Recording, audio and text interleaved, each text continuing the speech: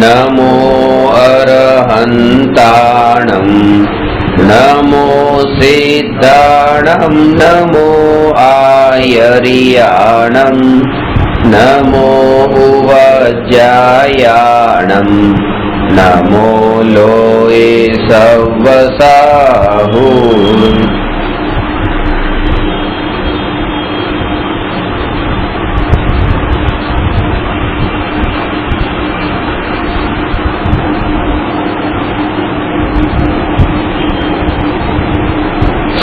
प्रश्न 280 पर चर्चा चाले छे। निमित्त अकिंचितकर छे, विस्तार पूर्वक समजावो। विषयनो घणो विस्तार कर्यो छे के प्रत्येक द्रव्य पोते पोतानी ते समयनी उपादानगत योग्यताथी भवितव्यतानुसार परिणमन करे छे अने ए समये त्या हाजर एवा अनुकूल साधनों ने निमित्त नाम आपवामां आवे छे। निमित्त शब्दनो प्रयोग अज्ञानी पण डगले ने पगले करे छे, पण निमित्तनुं भावभाषण अने निमित्तना अर्थने जाणतो न होवाथी ए निमित्तने अकिंचित पण नथी मानी शकतो। कोई अट्ठाई करी छे तो त्याथी कईक प्रभावना आपवामां आवी, कोई वस्तु आपवामां आवी प्रभावना रूपमां अने एना पर स्टीकर मार्युं छे के चिरंजीवी आनी 28 ना निमित्ते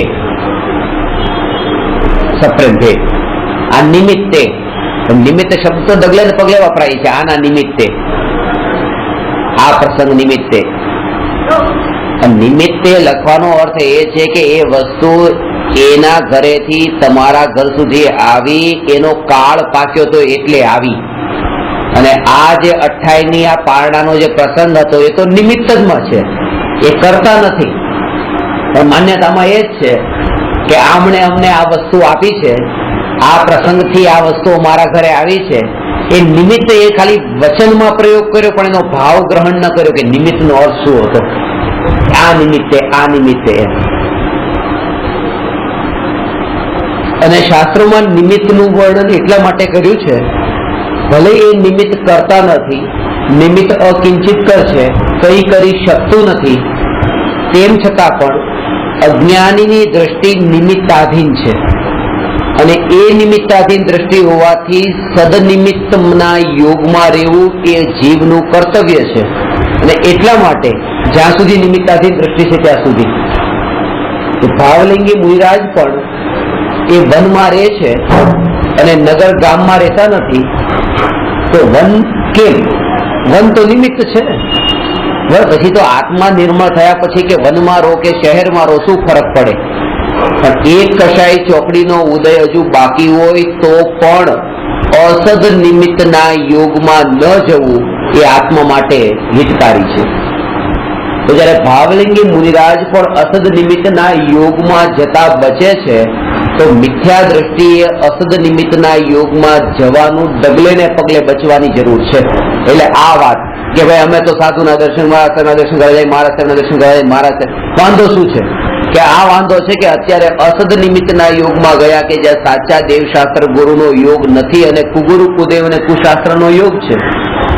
ખબર નથી કે કઈ વાત સાચી ને કઈ વાત ખોટી। અને કોઈક એવી વાત જો એક વાત એવી ગમી ગઈ તો એના કારણે આખું એનું જીવન ગમી જાય અને જીવન ગમી જાય તો જીવનમાં એવું પણ પછી કઈ ગમવા લાગે। સદગુરુ તરીકે માનવાનો અર્થ અલગ છે ને શિક્ષક માનવાનો અર્થ અલગ છે। સદગુરુના યોગમાં રહેવાનું કીધું છે, શિક્ષકના યોગમાં નહીં રહેતા। સદગુરુના યોગમાં 24 કલાક રહેજો, શિક્ષકના યોગમાં ભણો એટલો ટાઈમ જ રહેજો, ભણ્યા પછી ઉભા થયા એટલે પૂરું થઈ ગયું। એનું કારણ છે કારણ કે ભણ્યા પછી શિક્ષક પાસે ભણ્યા પછી ઉભા થયા અને તમે પછી એના યોગમાં રહ્યા તો એનું જીવનની જે પર્સનલ લાઈફ છે એ જોઈને એમ લાગશે તમને કે અરે આ તો ભણાવતા હતા કંઈક બીજું, કરે છે કંઈક બીજું। એ પોતે શિક્ષક જ છે ને, પોતે પામ્યા નથી। એટલે એ શિક્ષકની પર્સનલ લાઈફમાં પછી ભણ્યા પછી ગયા તો જે ભણવામાં મળતું હતું ને એ પછી નહીં મળે, ભણવાનો જ ભાવ નહીં આવે, આની પાસે શું ભણવું। એટલે શિક્ષકના યોગમાં રહેવાની પૂરી ના પાડી. ત્યાં તો જેટલો ટાઈમ ભણાવે એટલો ટાઈમ ભણી લીધું, પછી પૂરું થયું પછી છૂટા પડી જાવ. અને સદગુરુના યોગમાં તો 24 કલાક રહ્યો, કારણ કે એ તો વચન જેવા છે એવું આચરણ છે ને જીવન પણ ભણાઈ ગયું છે એમાં. એટલે ડગલે ને પગલે સદગુરુના યોગમાં રહેવાથી શીખવાને જાણવા મળશે. આ સદનિમિત્તના યોગમાં રહેવાની એટલે જરૂર છે કે એમાં પ્રત્યક્ષ સદગુરુના યોગની તો વિશેષ મહિમા બતાવી છે. જૈન દર્શનમાં ભગવાન કરતા નથી પણ ગુરુને કરતા માન્યા એમ નથી, પણ પ્રત્યક્ષ સદગુરુના યોગમાં રહેવાથી એક લાભ એ છે કે વિતરાગી દેવ પર જે કામ કરતા નથી એ કામ પ્રત્યક્ષ સદગુરુ કરે છે. એટલા માટે પ્રત્યક્ષ સદગુરુનો યોગ પરોક્ષમાં મળેલા જિનેન્દ્ર ભગવાન કરતા પણ વધુ જીવ માટે ઉપકારી છે એવું કૃપાળુદેવે કહ્યું છે. પ્રત્યક્ષ સદગુરુ સમ નહીં પરોક્ષ જીન ઉપકાર, એવો લક્ષ્ય થયા વિના ઉગે ન આત્મવિચાર. એમ સમજો કે શ્રીમદ રાજચંદ્રજી અને પૂજ્ય ગુરુદેવ શ્રી કાનજી સ્વામી એ પ્રત્યક્ષ સદગુરુ છે આપણી સામે જ અત્યારે, અને મહાવીર ભગવાન પરોક્ષ ભગવાન છે.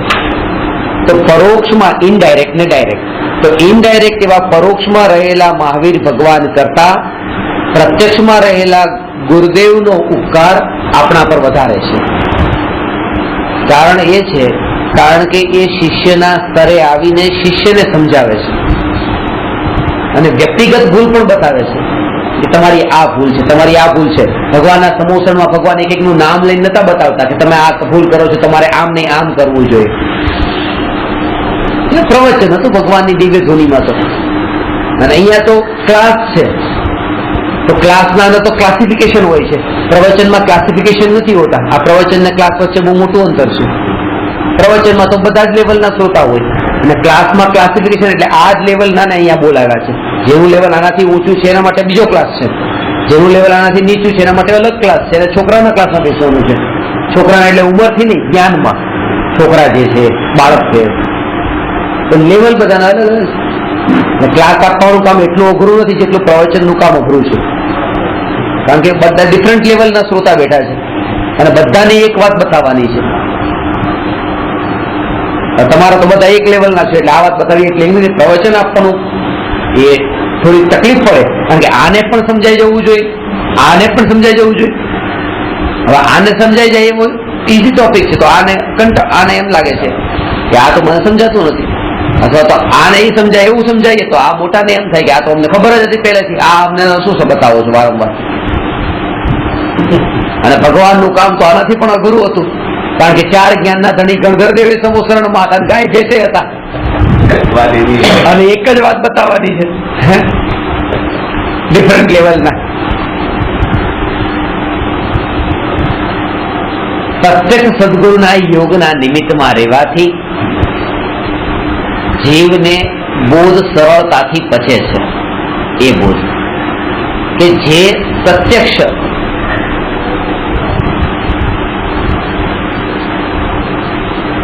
શરીરમાં પીડા થાય તો દુખી નહીં થવું, હાથ પણ કપાઈ જાય, શરીર ચીરાઈ જાય, લોહી નીકળી જાય, માંસપેશીઓ બહાર નીકળી જાય તો પણ દુખી નહીં થવું. હવે કોઈનું ઓપરેશન છે તો ઓપરેશન કરવા માટે પણ ખાલી ઓપરેશનમાં શું કરવાનું છે, આ માંસને કટ કરવાનું છે. માંસને કાપવા માટે એને એનેસ્થેસિયાનું ઇન્જેક્શન આપીને એને બેહોશ કરી દેવામાં આવે છે, કારણ કે આ જ્યારે કપાય ત્યારે કે એને કેટલી પીડા, આ પીડા તો એને અનુભવ ન કરે એટલા માટે કે એને કાપી નાખે. હવે એક માંસપેશીને કાપવા માટે થઈને એને આ બેહોશ આટલો કર્યો, કારણ કે દુઃખ કેટલું થશે. તો વિચાર કરો કે એક માંસપેશી, અહીંની માંસપેશી, અહીંની અને આ બધી આ કપાતી હોય એક સાથે ત્યારે કેટલી પીડા થાય. અને આનાથી હજુ વધારે આગળ કે આખું શરીર માંસપેશી છે અને એ માંસપેશીથી આત્મા છૂટો પડતો હોય, અલગ થતો હોય બધી જ માંસપેશીઓથી. એ વખતે મરણના ટાઈમે એક માંસપેશી ખાલી આમ કટ થતી હતી, આ તો બધી જ માંસપેશીથી આત્મા જ કટ થઈ રહ્યો છે. એ વખતે કેટલી જાગૃતિની જરૂર છે. ત્યાં એનેસ્થેશિયાની ઇન્જેક્શન નથી આપવાનું. એટલા માટે હવે આ સ્થિતિ અજ્ઞાની માટે બહુ દુષ્કર લાગે છે, પણ પ્રત્યક્ષ સદગુરુનો દેહ છૂટતો હતો અને એ ક્ષમતા ભાવે રહ્યા ને આ જોઈને એને એવો બોધ થયો કે બસ આવું પણ સંભવ છે કે આત્મા જ્ઞાતા દ્રષ્ટા રહે અને દેહ ઉપર દ્રષ્ટિ પર ન જાય. આ પ્રત્યક્ષ ગુરુના યોગમાં રહીને ખબર પડી. એટલા માટે સદનિમિત્તના યોગમાં જવાની આટલે જરૂર છે. આ કોને થાય છે? જેને આત્માનો અનુભવ કર્યો એવા ગુરુના યોગમાં જાય તો આ બોધ મળે છે. ઉપાસનામાં જાઓ, એમના યોગ મારો, મારા સાહેબના યોગ, મારા સાહેબના યોગમાં રહેવાથી તમને આ વાતનો બોધ થતો હોય તો તમે રો, પણ બોધ થાય કેવી રીતે? આત્માનો અનુભવ થયો હોય તો બોધ થાય તમને, કારણ કે તો જે જ્ઞાતાપણું રહી એ તો જ્ઞાતાપણું કેવી રીતે રહી?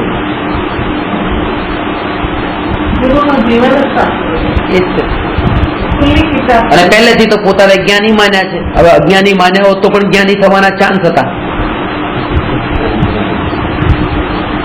પહેલા પોતાને અજ્ઞાની માન્યા હોત તો, બીમાર માન્યો હોત તો દવા લે, પણ બીમાર જ નથી તો પછી દવા શું કામ લઉં?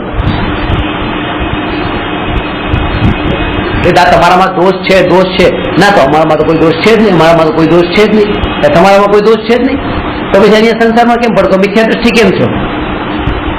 ના ના ના, કોઈ દોષ નથી, કોઈ દોષ નથી, કોઈ દોષ નથી. તો જેને કોઈ દોષ ન હોય તોય મિથ્યા દ્રષ્ટિ હોય તો એનું એક જ કારણ હોય કે તમે અભવ્ય છો. બાકી જો ભવ્ય હો તો કંઈક ને કંઈક દોષ હોય તો જ અટકે આવો. પેલા એટલો સ્વીકાર તો કરો કે આ કંઈક દોષ છે, કે હજુ આ સ્વરૂપને ઓળખ્યું નથી, આ બહુ મોટો દોષ છે. પણ એ દોષ તો પોતાનો માનતા નથી.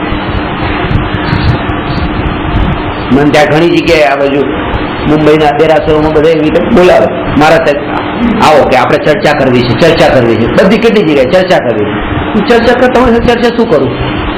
ચર્ચા એક સરખા લેવલ વાળા હોય એની સાથે કરાય. તો આપણું લેવલ તો અલગ છે. તો મારા સાહેબ ને હું તો ગ્રહસ્થ, હું મારા સાહેબ નથી. હવે જયારે ચર્ચા કરશે તમે બેસશો મોટા પાઠ ઉપર અને હું બેસીશ નીચે. ચર્ચામાં અને એક વાર હું વાક્ય બોલું અને પછી તમે ચાલુ થાય, તમે ચાલુ થાય, તો તમે ચાલુ, તમે ચાલુ, મને તો બોલવાનો મોકો આપવા જ નથી. અને એક વાત બોલીશ તો લોકો પાસે બધા મને ઘેરી બેઠા હોય, એમના ભક્તો થોડા બધા, મારું તમે સાંભળવાનું નથી, તમે તમારું જ આંખે રાખવાનું, તમારું જ આંખે રાખવાનું. જે વાત તમે મારા જેવા ગ્રસ્ત બની જાવ, મારી સામે બેસી જાવ, અને હું તો તમારા જેવો બન્યો રહ્યો એટલે એ તો ચાન્સ છે જ નહીં. તમે બનો તો ચર્ચા કરીએ આમને સામને.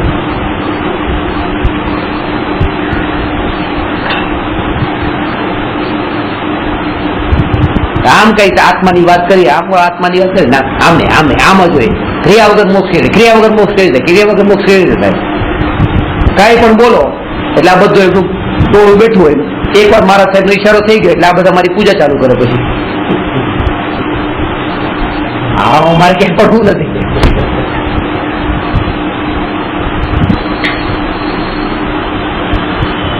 પેલા સ્વીકાર કરો, હજુ અમે અધૂરા છીએ, હજી અમને મળ્યું નથી, અમે ખાલી છીએ.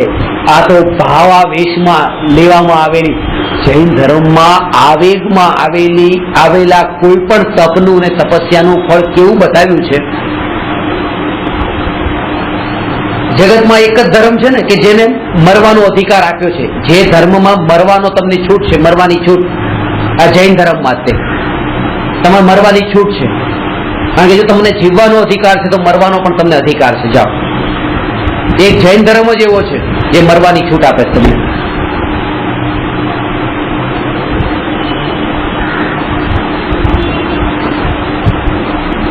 મરી શકો છો.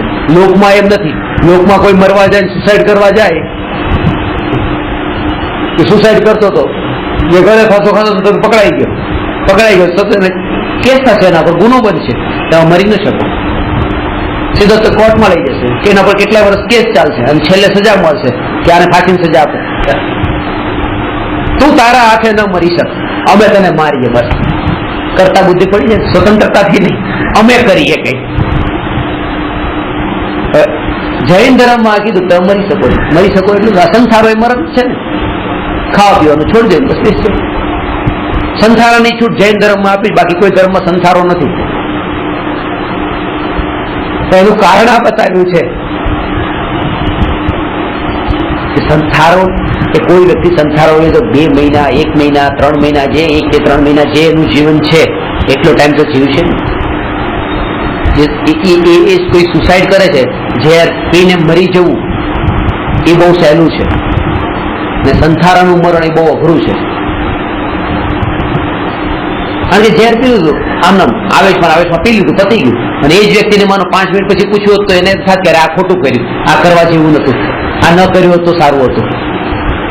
એટલે સુસાઇડ એવી રીતે કોઈ કરે કે ઝેર ખાઈ લે કે ગળે ફાંસો ખાઈ લે તો એ આવેગમાં કરી નાખે તો એને પસ્તાવો પણ થાય 5 મિનિટ પછી.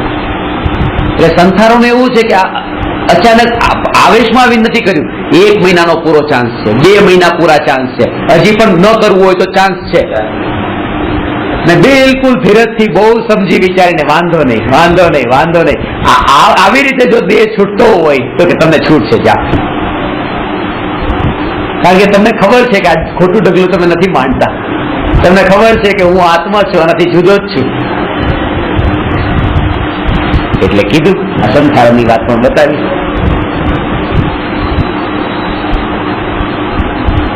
કે આ તો એના જીવનની કોઈ મહિમા નથી, જીવનની મહિમા નથી, એ આત્મહત્યા કરી દે.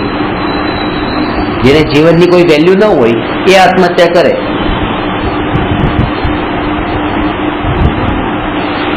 પણ સિગમન્ડ ફ્રાઇડ નું આ છે કે એ કહે છે કે સૌથી વધારે આત્મહત્યા એ જ કરે છે કે જેને જીવનને બહુ જ ઇમ્પોર્ટન્સ આપ્યું છે એ જ આત્મહત્યા કરે છે.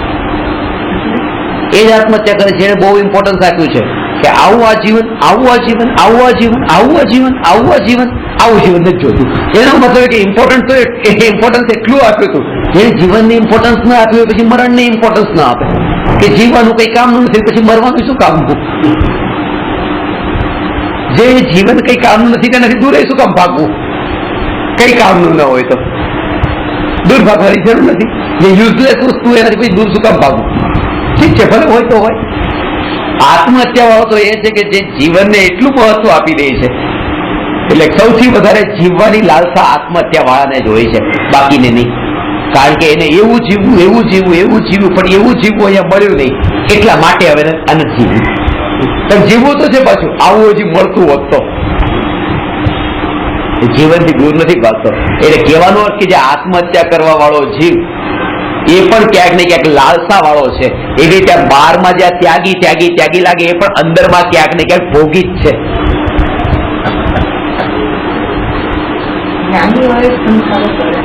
સમ્યક દ્રષ્ટિ જીવને જ આ હોય સંસારો. કારણ કે સ્વરૂપમાં એકત્વનો ભાવ હોય એને તે દેહથી વિયોગ થવાનો દુઃખનો ભાવ ન હોય.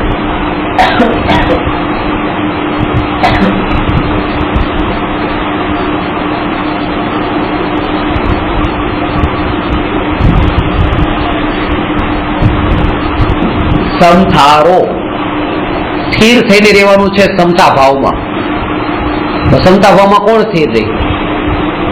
જેને આત્માની અનુભૂતિ હોય એને તો સમતા હોય, એને તો વિતરાગ ભાવ હોય. સમતાનો મતલબ વિતરાગ ભાવ, કોઈ રાગ નહીં, કોઈ દ્વેષ નહીં, ન્યુટ્રલ.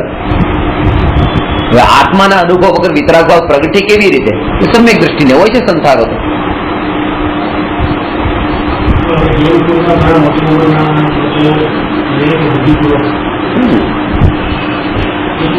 જે યોગ્ય નથી,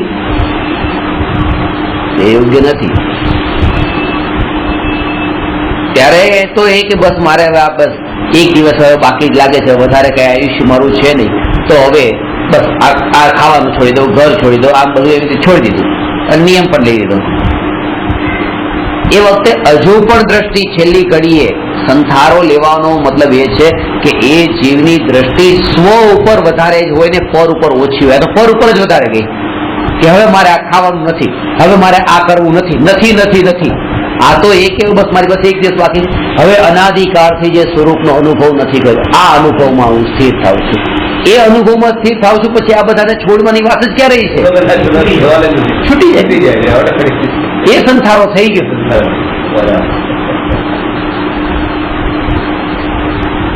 કીધે ઉપર આવી જાય છેલ્લે વાગે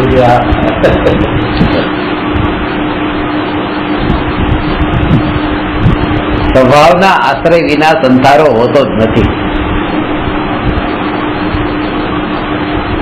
પણ માન્યું એમ કે હવે પોતે ત્યાગ માન્યો, પેલા હજી ત્યાગ છે નહીં, હજી ભોગ જ અંદર પડેલો છે. અને એટલા માટે આ વાક્યને જીવનભર યાદ રાખી લેવું, જીવનભર યાદ રાખી લેવું કે ક્ષણિક સુખની વાસના વાળો જીવ જ ક્ષણિક સુખને છોડે છે. ક્ષણિક સુખની વાસના વાળો જીવ જ ક્ષણિક સુખને છોડે છે. એટલે કે આ ઘર, ગાડી, પૈસા, બહારનું ખાવું પીવું, આ બધા બહારના વિષયોના ભોગો, આ ક્ષણિક સુખ ને છોડવા વાળો જીવ એ કોણ હોય? જે ક્ષણિક સુખની વાસનામાં એવો ઘેરાયેલો હોય એ જ ક્ષણિક સુખને છોડે. એટલે સ્વર્ગના સુખની વાસનામાં, એ ક્ષણિક સુખની વાસનામાં ફસાયેલો જીવન ક્ષણિક સુખને ત્યાગે છે. અને એ કારણ છે કે ક્ષણિક સુખ જે છે એ ક્ષણિક સુખને છોડ્યું તો કે નિત્ય સુખ મળે, મોક્ષનું સુખ ક્યારેય ન મળે, ક્યારેય પણ ન મળે. અને આ ધારણા દરેક મહારાજ સાહેબના મનમાં એવી ફિટ થઈ ગઈ છે, એટલા માટે જ આ ક્ષણિક સુખ છોડ્યું એવું એમને લાગે છે. કારણ કે ક્ષણિક સુખને છોડી દઈએ, ક્ષણિક સુખને છોડી દઈએ, ક્ષણિક સુખને છોડી દઈએ તો નિત્ય સુખ, મોક્ષનું સુખ, નિત્ય સુખ મળે. પણ સિદ્ધાંત શું છે કે ક્ષણિક સુખને છોડવાથી ક્ષણિક સુખ જ મળે છે. નિત્ય આત્માના અનુભવથી નિત્ય સુખ મળે છે. ક્ષણિકના ત્યાગથી તો ક્ષણિક જ મળે, પણ નિત્યની અનુભૂતિથી નિત્ય સુખ મળે. મહાવીર ભગવાને ક્ષણિક સુખ છોડ્યું, ક્ષણિક સુખ છોડ્યું. અરે નિત્ય આત્માની અનુભૂતિ ભૂતકાળમાં થઈ ચૂકી હતી, સમ્યક દર્શન સાથે જન્મ્યા હતા, અને એ અનુભૂતિ આગળ લઈ ગઈ છે. આ છોડ્યું છોડ્યું છોડ્યું એ તો જે ભાવ છે એ તો રાગનો ભાવ છે, એ રાગનો ભાવ છે. પેલા ભોગનો ભાવ હતો ગ્રહણ કરવાના, હવે ત્યાગવાનો રાગ છે, ત્યાગવાનો રાગ છે કે હવે ન જ જોઈએ. પેલા તો જોઈએ જોઈએ ને જોઈએ, હવે ન જોઈએ ન જોઈએ ન જ જોઈએ. એ થયું, સહજતા ન આવી. સહજતાનો અર્થ આ છે.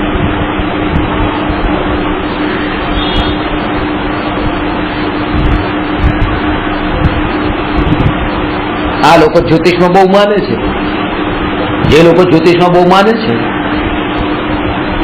કે લગ્નના મુહૂર્ત કાઢે, આ મુહૂર્ત કાઢે, આ મુહૂર્ત કાઢે. તો રાજકોટમાં એક ભાઈ પોતાની દીકરીના લગ્ન કરાવ્યા હતા, તો મુહૂર્ત કાઢ્યું જ નહીં, કોઈ લગ્નનું મુહૂર્ત નહીં. કાળી ચૌદસના દિવસે રાતના 12 વાગે લગ્ન રાખ્યા, કાળા કપડા પહેરાવ્યા છોકરા છોકરી, કાળ ચોઘડિયું કઈક હતું. સ્મશાનમાં ભજીયા બનાવ્યા, ત્યાં રસોઈ બનાવી, ત્યાં ખવડાવ્યું બધાને. હું કે માનતો નથી જ્યોતિષ બોતિષમાં, હું આમાં માનતો નથી. ગ્રહ નક્ષત્રમાં કંકોત્રી કાળા અક્ષરે છપાય, બધું કાળું કાળું કાળું છે. અરે તમે નથી માનતા, ન માનવાનો મતલબ એ કે પછી એ તમે ધોળા ન ફેરો તો પછી કાળાનો આગ્રહ શું કામ? આ આગ્રહ રાખ્યો ને એટલે હજી તમે પ્રાયોરિટી આપીએ ને. ન માનવા વાળો તો કઈ પછી વિરોધમાં આગ્રહ. આ જે હજી માને તો છે, જ્યોતિષ થી જેને ફરક પડે છે એની દ્રષ્ટિ જ્યોતિષ ઉપર ગઈ, અને જ્યોતિષ થી મને ફરક પડતો નથી એટલે દ્રષ્ટિ જ્યોતિષ ઉપર જ ગઈ કે જ્યોતિષમાં જેવું હોય એનાથી ઉલટું, એટલે ધ્યાન તો ત્યાં જ ગયું બધું. આ વાત બંને ફસાય છે. આ માન્યતામાં હું નથી માનતો એવી રીતે આ રીતે. પણ જે માન્યતામાં ન માનતો હોય ને, જ્યોતિષમાં આ બધામાં કે ધોળું પહેરે તો આમ થાય, કાળું પહેરે તો આમ થાય, એ બધામાં ન માનવા વાળાનો અર્થ જ એ કે એની દ્રષ્ટિ એના ઉપર જતી અટકી ગઈ. દ્રષ્ટિ જે સમયથી અટકી જાય એ સમયે એમ સમજવું કે હવે એને હવે સંયોગોથી ફરક નથી પડતો, હવે એને સંયોગોને કરતા નથી માન્યા, સંયોગોને કરતા નથી માન્યા. જેમ કીધું ને કે એકેન્દ્રીય પર્યાયમાં ગયો તો જ્ઞાનનો ઉકાળ ઘટી ગયો. એટલા માટે નહીં કે એનું એકેન્દ્રીય શરીર છે, એટલા માટે કારણ કે જ્ઞાનની અવસ્થા એવી થવાની હતી. તો જ્ઞાનની અવસ્થા જેવી થવાની હતી એક આત્માની પર્યાયની, એ સમયની યોગ્યતા ક્રમબદ્ધ પર્યાયમાંથી જ્ઞાન ઘટે અને ઓટોમેટિક હવે એ શરીરનો યોગ એવો થયો કે કેન્દ્રીયનું શરીર હતું, બાકી તો જ્ઞાન જ એવું ઘટવાનું હતું. આટલી સ્વતંત્રતા કે શરીર પણ એ જ્ઞાનને કઈ અસર નથી કરતું. તો કે ધોળા કપડા પહેરીને બેસો પ્રવચનમાં તો ભાવ વધારે પકડાશે, યાદ વધારે રહેશે, એવું છે. શરીર જયારે જ્ઞાનની વૃદ્ધિનું કારણ નથી કે ઘટવાનું કારણ નથી, એ જ્ઞાનની પર્યાયો ક્રમબદ્ધમાં જે છે એ આવે છે.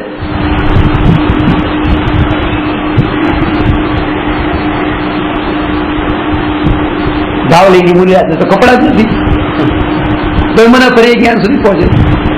અરિહંત ભગવાનને કપડા જ નથી, કેવળ જ્ઞાન સુધી પહોંચી કે નથી ને, તો એ કે પાયો એટલે ને કે હાલ નથી, તો પછી ઝાડ પાન ને કપડા નથી, તો એને થઈ જવું જોઈએ કપડા વગરના.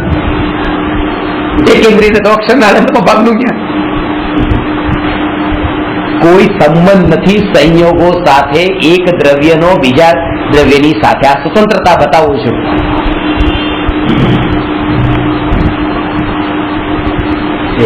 કે એક વાતને ન માનતા હો તો એના વિરોધમાં પણ ન જાઓ, વિરોધમાં પણ ન જાઓ. કપડા તમે કપડા પહેર્યા સાધુ એ મતલબ એટલે આ એકેન્દ્રીય જીવો પણ કપડા નથી પહેરતા અને અરિહંત ભગવાને કપડા નથી પહેર્યા. ખાલી કપડા ન પહેરીને ત્યાગ કર્યો તો અરિહંત ભગવાને તો કેવળ જ્ઞાન છે. તો કે આ ત્યાગમાં જો કેવળ જ્ઞાન, તો ત્યાગમાં કેવળ જ્ઞાન હોય તો આને કેવળ જ્ઞાન કેમ નથી થતું એમ. તેરિયંચોને ચલો જ્ઞાનનો વિશેષ ઉગાડે છે એટલે મેં તેરિયંચોનું નહીં કીધું. આ તો એકેન્દ્રિય જ છે, પછી અક્ષરનાનંદમાં ભાગ વાળું.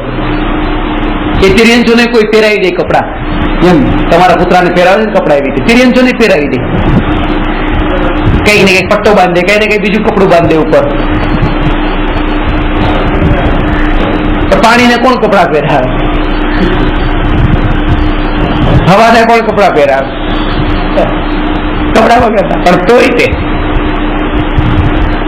જ્ઞાનનો વિકાસ જેનો નથી એટલે એની પર્યાયની ક્રમબદ્ધ પર્યાયની યોગ્યતાનું સાથ આ વાત છે. કોઈ નિમિત્ત એને કરતું નથી. સહજ એવો યોગ થાય છે. જો હવે કેવી રીતે કે જે જીવને સ્વભાવનું લક્ષ્ય જાગૃત થયું છે તે જીવને નિમિત્ત તરફ દ્રષ્ટિ હોતી નથી. એ જીવને નિમિત્ત હોતા નથી એમ નહીં, નિમિત્ત ઉપરથી દ્રષ્ટિ જ છૂટે છે. નિમિત્ત તો જ્ઞાનીઓને પણ હોય, અરિહંત ભગવાનને નિમિત્ત હોય, સિદ્ધ ભગવાનને નિમિત્ત હોય. સિદ્ધ ભગવાન થયા પછી નિમિત્ત હોય? સિદ્ધ ભગવાનને નિમિત્ત હોય કે હવે તો સિદ્ધ થયા ને, હવે તો 100% શુદ્ધ થઈ ગયા ને, હવે કઈ નિમિત્ત હોય? હોય. ગતિ કરીને રોકાતા જીવ અને પૂતગલને રોકવા માટે નિમિત્ત બને તે અધર્માસ્તિક છે. અધર્માસ્તિક નું નિમિત્ત છે કે નહીં તે? કે જેના નિમિત્તે એ સિદ્ધ ભગવાન કે એ સ્થાન પર રોકાયા છે. તો જીવ ઉપર જાય, લોકનું દ્રવ્ય લોકમાં જ રહે, લોકમાં ન જાય. અધર્માસ્તિક એનું નિમિત્ત છે. બધા નિમિત્ત છે ને ત્યારે એ છે આકાશના નિમિત્તે, કેવળ જ્ઞાનની પર્યાય નિરંતર પરિણમે છે. કાળ દ્રવ્યના નિમિત્તે નિમિત્તો હોય. નિમિત્તો સિદ્ધ ભગવાનને પણ હોય, પણ નિમિત્તાધીન દ્રષ્ટિ સમ્યક દ્રષ્ટિને પણ ન હોય. બંને વચ્ચેનો ભેદ સમજ્યા ને?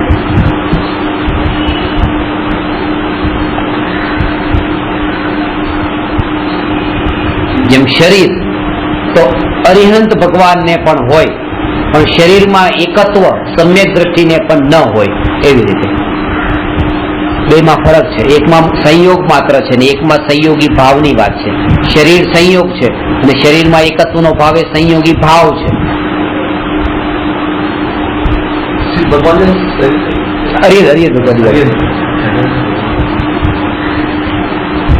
ભગવાન મહાવીરને જેને શરીરમાં એટલો રસ છે ને, ભગવાનને કેટલા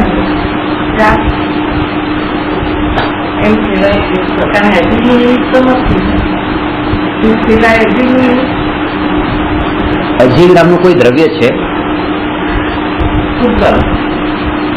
તો ત્યાં અભાવરૂપ નિમિત્ત પણ હોય છે, સદભાવરૂપ નિમિત્ત પણ હોય છે, કે જે જ્ઞાનાવરણાદી 8 કર્મોનો ક્ષય થયો તો એ ક્ષયના નિમિત્તે સિદ્ધ છે ને, એ અભાવરૂપ પણ નિમિત્ત છે કર્મો.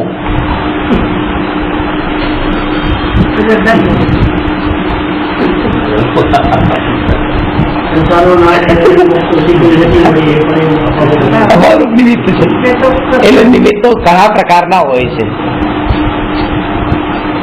ભગવાન મહાવીરને મારીચીના ભવમાં પિતા ભરત ચક્રવર્તી તથા દાદા ઋષભદેવ વગેરે ઉત્કૃષ્ટ નિમિત્તનો યોગ હોવા છતાંય આત્મહિત ન થયું, પરંતુ ઉપાદાનની યોગ્યતા પાકતા બે ચારણ રિદ્ધિધારી મુનિરાજોનું નિમિત્ત થતા સિંહના પર્યાયમાં પ્રાપ્ત થયું, નિમિત્ત સિંહના પર્યાયમાં પ્રાપ્ત થયું અને આત્મહિત પણ થયું. આ કાળલબ્ધિ પાકી ત્યારે ખરેખર એવું છે, દરેક જીવને પોતાના સ્વભાવના આશ્રયે, પોતાના પુરુષાર્થના બળે અને તત્સમયની યોગ્યતાનુસાર, ભવિતવ્યતાનુસાર સમ્યક દર્શન પ્રગટ થાય છે, ત્યારે સાચા દેવશાસ્ત્ર ગુરુને નિમિત્ત કહેવાય છે. ફરીથી આ વાક્ય બોલું છું કારણ કે આના અંદર બહુ રહસ્ય છે, ઘણું બધું આવી ગયું છે જે તમને ખબર નથી પડી. સાંભળવા માટે નહીં સાંભળતા, ભાવથી ગ્રહણ કરજો, પછી તમને બતાવીશ આમાં રહસ્ય શું છે. જ્યારે જીવ પોતાના સ્વભાવનો આશ્રય લે છે ત્યારે એ પુરુષાર્થના બળે, પુરુષાર્થનું બળ છે, તત્સમયની યોગ્યતાનુસાર અને ભવિતવ્યતાનુસાર એ સમ્યક દર્શન પામે છે, ત્યારે સાચા દેવશાસ્ત્ર ગુરુનો યોગ એ નિમિત્ત કહેવાય છે. ખાલી શું કીધું બોલો? હા, બહુ સરસ. આજ પહેલી વાત મને ખુશ કર્યો. પાંચેય સમવાયમાં આવી ગયા કે સ્વભાવનો આશ્રય, આ સ્વભાવ પુરુષાર્થના બળે એટલે પુરુષાર્થ, સત્સમયની યોગ્યતાનુસાર એટલે કાળલબ્ધિ, ભવિતવ્યતાનુસાર એટલે ભવિતવ્યતા, અને આ ચારેય સમવાય હોય ત્યાં પાંચમું નિમિત્ત ખાસ. એ ચાર તો હોય ત્યારે નિમિત્ત હાજર હોય છે, નિમિત્તે કર્યું નહીં, આ કઈ હાજર હોય છે. એટલે પેટ્રોલ થી ગાડી ચાલતી નથી, ગાડી છે નથી ચાલે છે.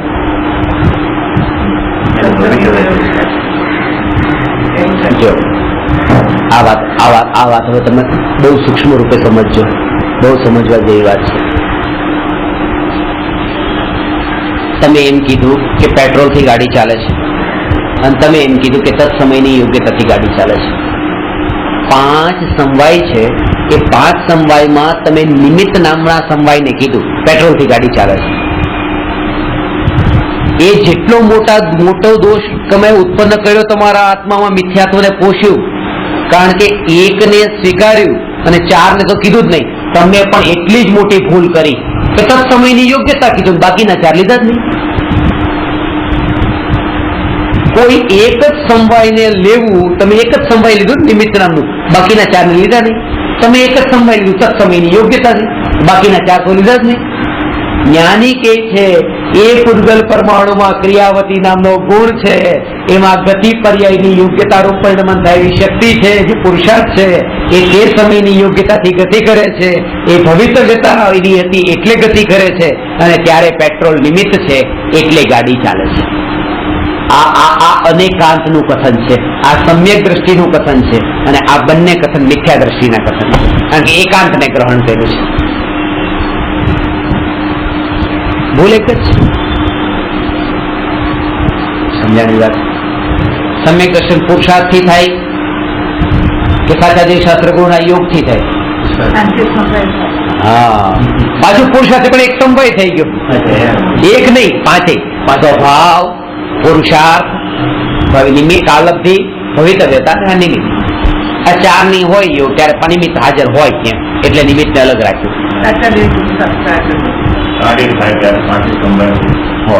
હોય. લાવવા ન પડે, ભેગા ન કરવા પડે.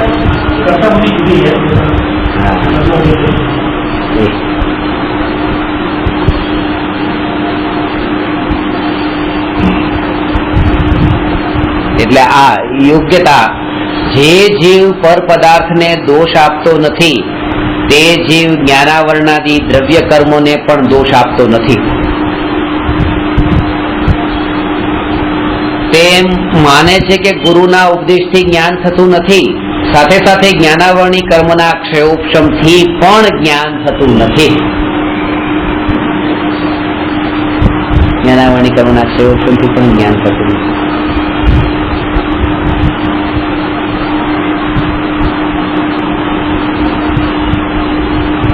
ગુરુ બહિરંગ નિમિત્ત છે.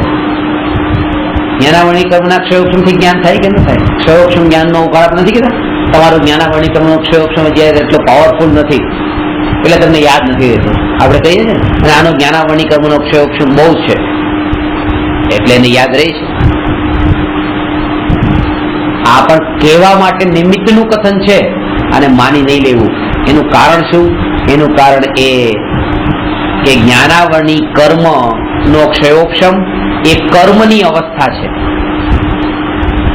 અને જ્ઞાનનો ઉઘાડ એ જીવની પર્યાય છે. પૂતગલની પર્યાય કર્મની પર્યાય છે, જ્ઞાનાવરણી કર્મની અવસ્થા, અને આ તો જીવની પર્યાય. એક દ્રવ્યની પર્યાય બીજા દ્રવ્યની પર્યાયનો કરતા કેવી રીતે બને? પાછી ઉપાદાન. આ ચારેય સમવાય ત્યાં હોય ત્યારે આને નિમિત્ત કહેવાય. પાછે પાંચ સમજો, આ તો હંમેશા યાદ રાખે એવાનું. અને કદાચ જો કદાચિત ક્યાંક એવું કથન કર્યું કે પુરુષાર્થથી જ મોક્ષ છે, તો ત્યાં એ સમજાવવા માટે કે ત્યાં એ જીવને જેમ નિમિત્તાધીન દ્રષ્ટિ છોડાવો એમ કીધું. એનો મતલબ કે ખાલી એક નિમિત્તાધીન નહીં, પણ બધા એક જે માનતા હતા, એક જ સમવાય માનતા હતા એવી દ્રષ્ટિ છોડો. નિમિત્તાધીન નો મતલબ, પણ ત્યાં નિમિત્તને પ્રાયોરિટી આપીને શબ્દ એવો વાપર્યો. એવી રીતે પુરુષાર્થથી મોક્ષ નો મતલબ એ છે કે છે તો બધું જ, પણ એક નામ લઈને એને પ્રાયોરિટી આપે છે, ગૌણ કરીને કથન. બાકી છે બધું છે.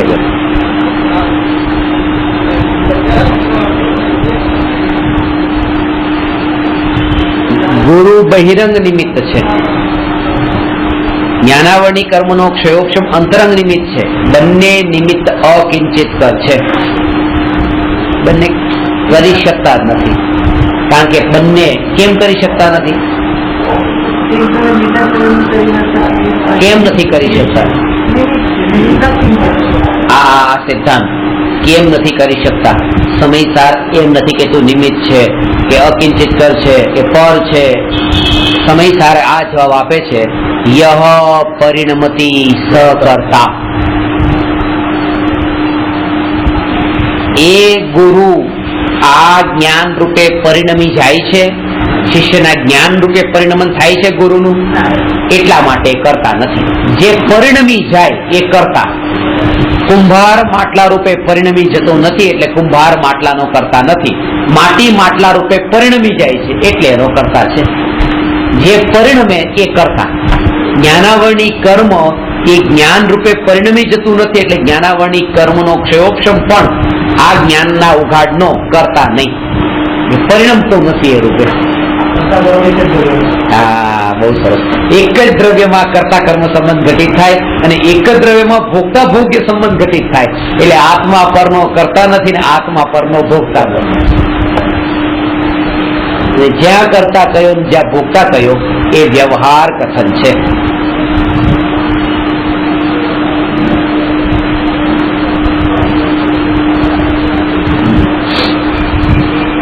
વ્યવહાર કથન.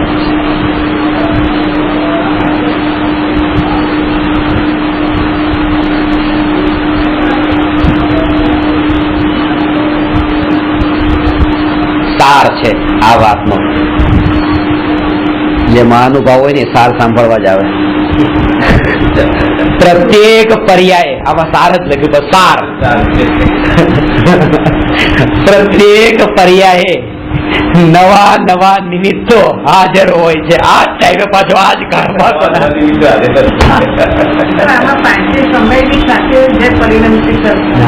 પાંચે સંભાય. આ યહ પર્યાય એટલે કે જયારે માટીનું માટલા રૂપે પરિણમન થયું ત્યારે એટલે માટીનો તો સ્વભાવ હતો જ તે એ વખતે, અને એ પરિણમન થયું આજ એનો પુરુષાર્થ અને એ કાળે પરિણમન થવાનું હતું એ જ થયું છે. આ કાળ નથી, ભવિતવ્યતા અનુસાર. એટલે કઈ એવું નથી કે ન થવાનું હોય ને થઈ ગયું. થવા યોગ્ય થવું, થવા યોગ્ય થવું, થવા યોગ્ય થાય છે. થવા યોગ્ય થાય છે. આ બહુ મહત્વનું સમવાય છે એમ લાગે છે. બાકી એના બળ ઉપર જ તે એના બળ ઉપર જ તે ભેદ જ્ઞાન અને અનુભવ છે. થવા યોગ્ય થાય છે અને જાણનારો જણાય છે. આજને હું જાણું છું, આને હું આમ જાણું છું એમ નહીં.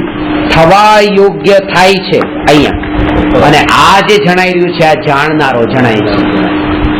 આખું જગત એ મને નથી જણાતું.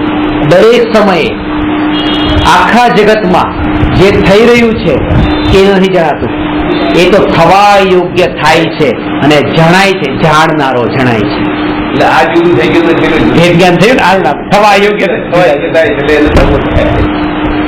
થવા અસ્તિત્વ ઉપર આવી રીતે જાણનારું છે. આ થવા યોગ્ય છે, હું માત્ર એનો જાણનારો છું એમ નહીં. થવા યોગ્ય થાય છે અને જાણનારો જણાય છે. એટલે મારું મિનિટે મિનિટે જ્ઞાન જ જણાય છે દરેક તરત જ ભેદ જ્ઞાન થયું, છૂટો પડી ગયો. થવા યોગ્ય જે થતું હતું એ પણ હવે મારે શું કામ ત્યાં ધ્યાને લઈ જવું કે શું થવા યોગ્ય.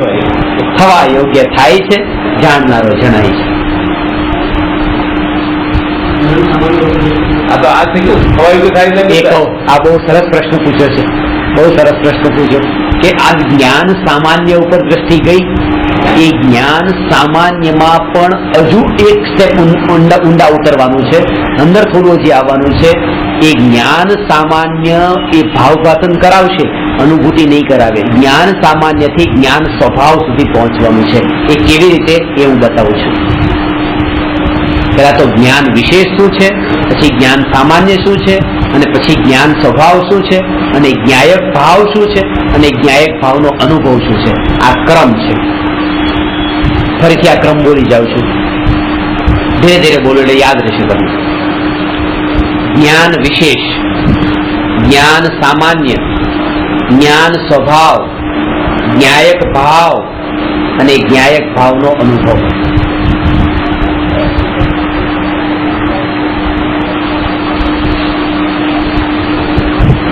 રહસ્ય છે આમાં.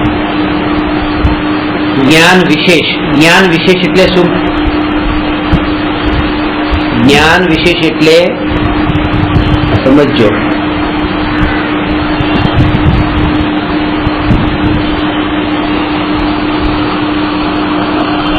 આ જ્ઞેયનો આકાર છે આવો, આ જ્ઞેયનો આકાર છે આવો, અને આ જ્ઞેયનો આકાર છે આવો.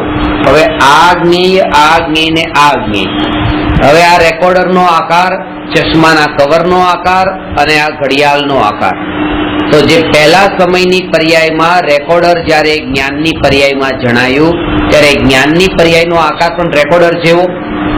બીજા સમયની પર્યાયમાં ચશ્માનું કવર જણાયું ત્યારે જ્ઞાનની પર્યાયનો આકાર ચશ્માના કવર જેવો, અને ઘડિયાળના ત્રીજા સમયમાં ઘડિયાળના જેવો. પણ એ આકાર આના કારણે નહીં, એ પોતાની ક્રમબદ્ધ પર્યાયમાં આવો આવો આકાર એ જ્ઞાનનો હતો જ તે. ક્રમબદ્ધ પર્યાયમાં જ્ઞાનની પર્યાયનો આકાર આ પહેલા સમયે આના જેવો, બીજા સમયે આના જેવો, ત્રીજા સમયે આના જેવો એવો હતો જ તે. આના જેવો પણ ખાલી સમજાવવા માટે કહું છું, બાકી તો એનો એના જેવો જ હતો. હવે આવો આકાર જે છે એ તો જ્ઞેયનો આકાર છે, આ આકાર. અને આવો જે અહીંનો જ્ઞાનનો આકાર રેકોર્ડર જેવો જે છે જ્ઞાનમાં જે થયો છે, જેમ દર્પણમાં મોર જેવો આકાર થયો એ દર્પણનો આકાર, એ દર્પણનો આકાર. એવી રીતે પહેલો જે આકાર છે રેકોર્ડર જેવો આકાર, બીજો આકાર છે ચશ્માના કવર જેવો આકાર, ત્રીજો આકાર ઘડિયાળ જેવો આકાર. આ જ્ઞેયનો આકાર નથી, આ વિશેષ જ્ઞાનનો આકાર નથી, આ વિશેષ જ્ઞાનનો આકાર નથી. વિશેષ જ્ઞાનનો આકાર એ છે કે આ જે છે આ જ્ઞાનનો આકાર, બીજો આ જ્ઞાનનો આકાર, ત્રીજો આ જ્ઞાનનો આકાર. તો જે અલગ અલગ આકાર થયા ને અહીંયા, આ વાત હવે અહીંયા રહી જ નથી. અહીંના જે ત્રણ અલગ અલગ આકાર છે, અહીંયા જે ત્રણ અલગ અલગ આકાર છે, ત્રણ અલગ અલગ આકાર છે, એ જ્ઞાન વિશેષ છે. કારણ કે ત્રણ અલગ અલગ આકાર છે ને, આ વિશેષ જ્ઞાન છે. જ્ઞેય તો આવ્યું જ નહીં ત્યાં, આ જ્ઞાન જ અલગ અલગ આકાર રૂપ થયું, એકલું જ્ઞાન. કારણ કે તમે જ્ઞાન વિશેષ સમજવા માંગો છો ને, એમાં જ્ઞાન વિશેષમાં જ્ઞેય કેવી રીતે આવે?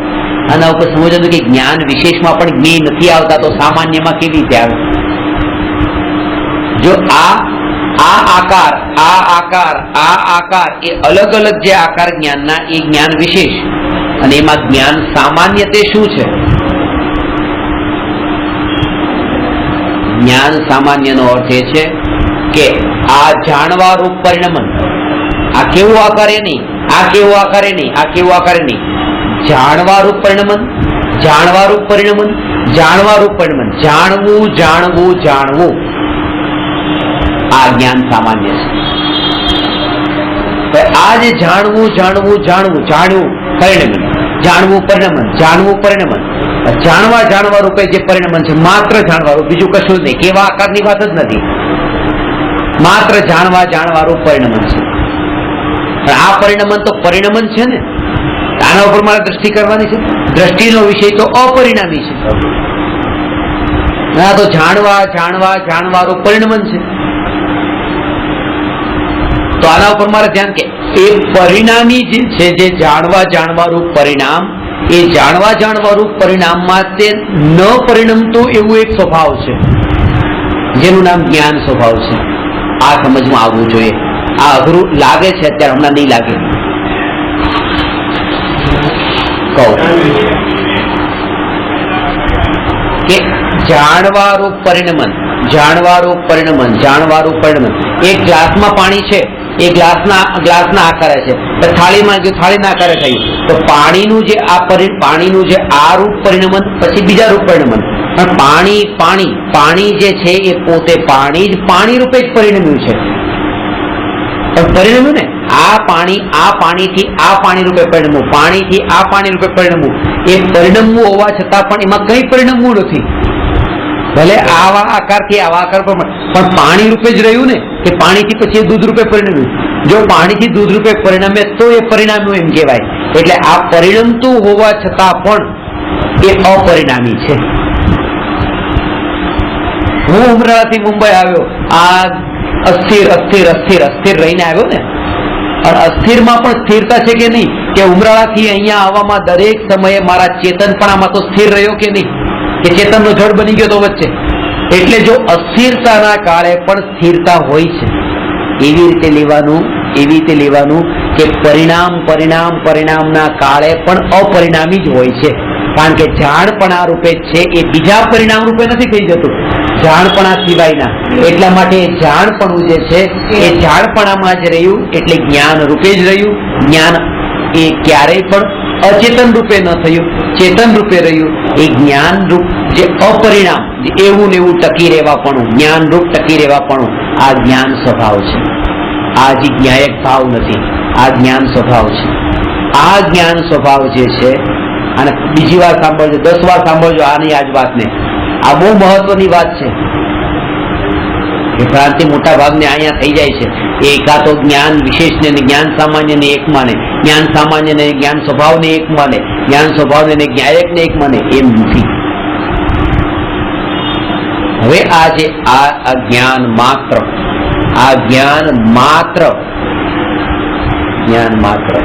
એ જ્ઞાયક નથી. કારણ કે જ્ઞાન માત્રની અનુભૂતિ જે છે, જ્ઞાન માત્રની જે અનુભૂતિ છે, એ તો ગુણભેદની અનુભૂતિ છે. ગુણભેદની અનુભૂતિ તો વિકલ્પ છે, અને એટલા માટે અનુભવ કેમ થાય? કારણ કે જ્ઞાનનું નામ આત્મા નથી. જ્ઞાનાદિ અનંત ગુણોનો ઘનપિંડ તે આત્મા છે. પણ જ્યારે આ જ્ઞાનની અનુભૂતિ, આ જ્ઞાન એમાં 10 મિનિટ પછી નહીં, 5 મિનિટ પછી નહીં, એ જ સમયે આ જ્ઞાન એવો વિકલ્પ પણ છૂટ્યો, એ વિકલ્પ છૂટ્યો, એ જ તે જ્ઞાયકની અનુભૂતિ છે. કારણ કે જ્ઞાનનો જે વિકલ્પ છે, એ જ જ્ઞાયકની અનુભૂતિનો બાધક છે. જ્ઞાન એક વિશેષ છે, ગુણ છે, એનો વિકલ્પ જે ઉત્પન્ન થાય છે, આ જ્ઞાનની અનુભૂતિ, એ જ ન્યાયકની અનુભૂતિ સુધી પહોંચતા અટકાવે છે. અમદાવાદમાં જ ઊભો છું, અને હું આ ગુજરાતમાં છું, હવે મારે ભારતમાં જવું છે, આ ગુજરાતથી ભારતમાં જવું છે, મારે જ્ઞાન એ ગુણ છે, આત્મા દ્રવ્ય છે, જ્ઞાનથી આત્મા સુધી જવું છે, તો કેવી રીતે જવું? ગુજરાતથી ભારત સુધી કેવી રીતે જવું? બસ આ જે ગુજરાતમાં છું આવો જે વિકલ્પ ઉત્પન્ન થાય છે, આ વિકલ્પ છૂટ્યો, બસ હું પછી ભારતમાં જ છું. આ વિકલ્પ જ ભારતમાં જવા નથી દેતો.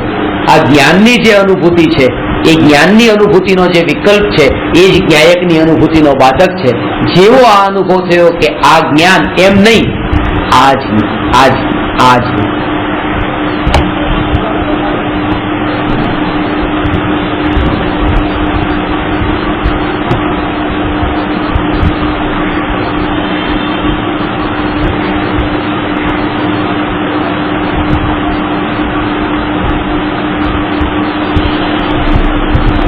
જ્ઞાનની અનુભૂતિ નો વિકલ્પ એ જ. પેલા એમ કહેતા હતા કે આ જ્ઞાનની અનુભૂતિ કરો, જ્ઞાનની અનુભૂતિ ન્યાયક સુધી પહોંચાડશે, જ્ઞાન છે ન્યાયક તક, જ્ઞાન છે ન્યાયક તક. અહીંયા તો કહે છે કે જ્ઞાનમાં જ્યાં સુધી અટકે ત્યાં સુધી તો ન્યાયક સુધી પહોંચ્યા જ નહીં, ગુજરાતના વિકલ્પ આવ્યા ત્યાં સુધી તો ભારતમાં પહોંચ્યા નહીં. એટલે આ કે જે જ્ઞાન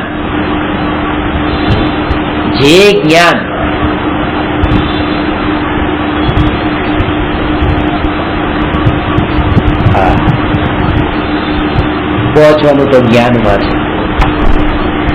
છે, ત્યાં જ પહોંચી શકાય છે, ત્યાં જ પહોંચી શકાય છે, એનાથી જ ઓળખાણ થાય છે. સમજાણી વાત?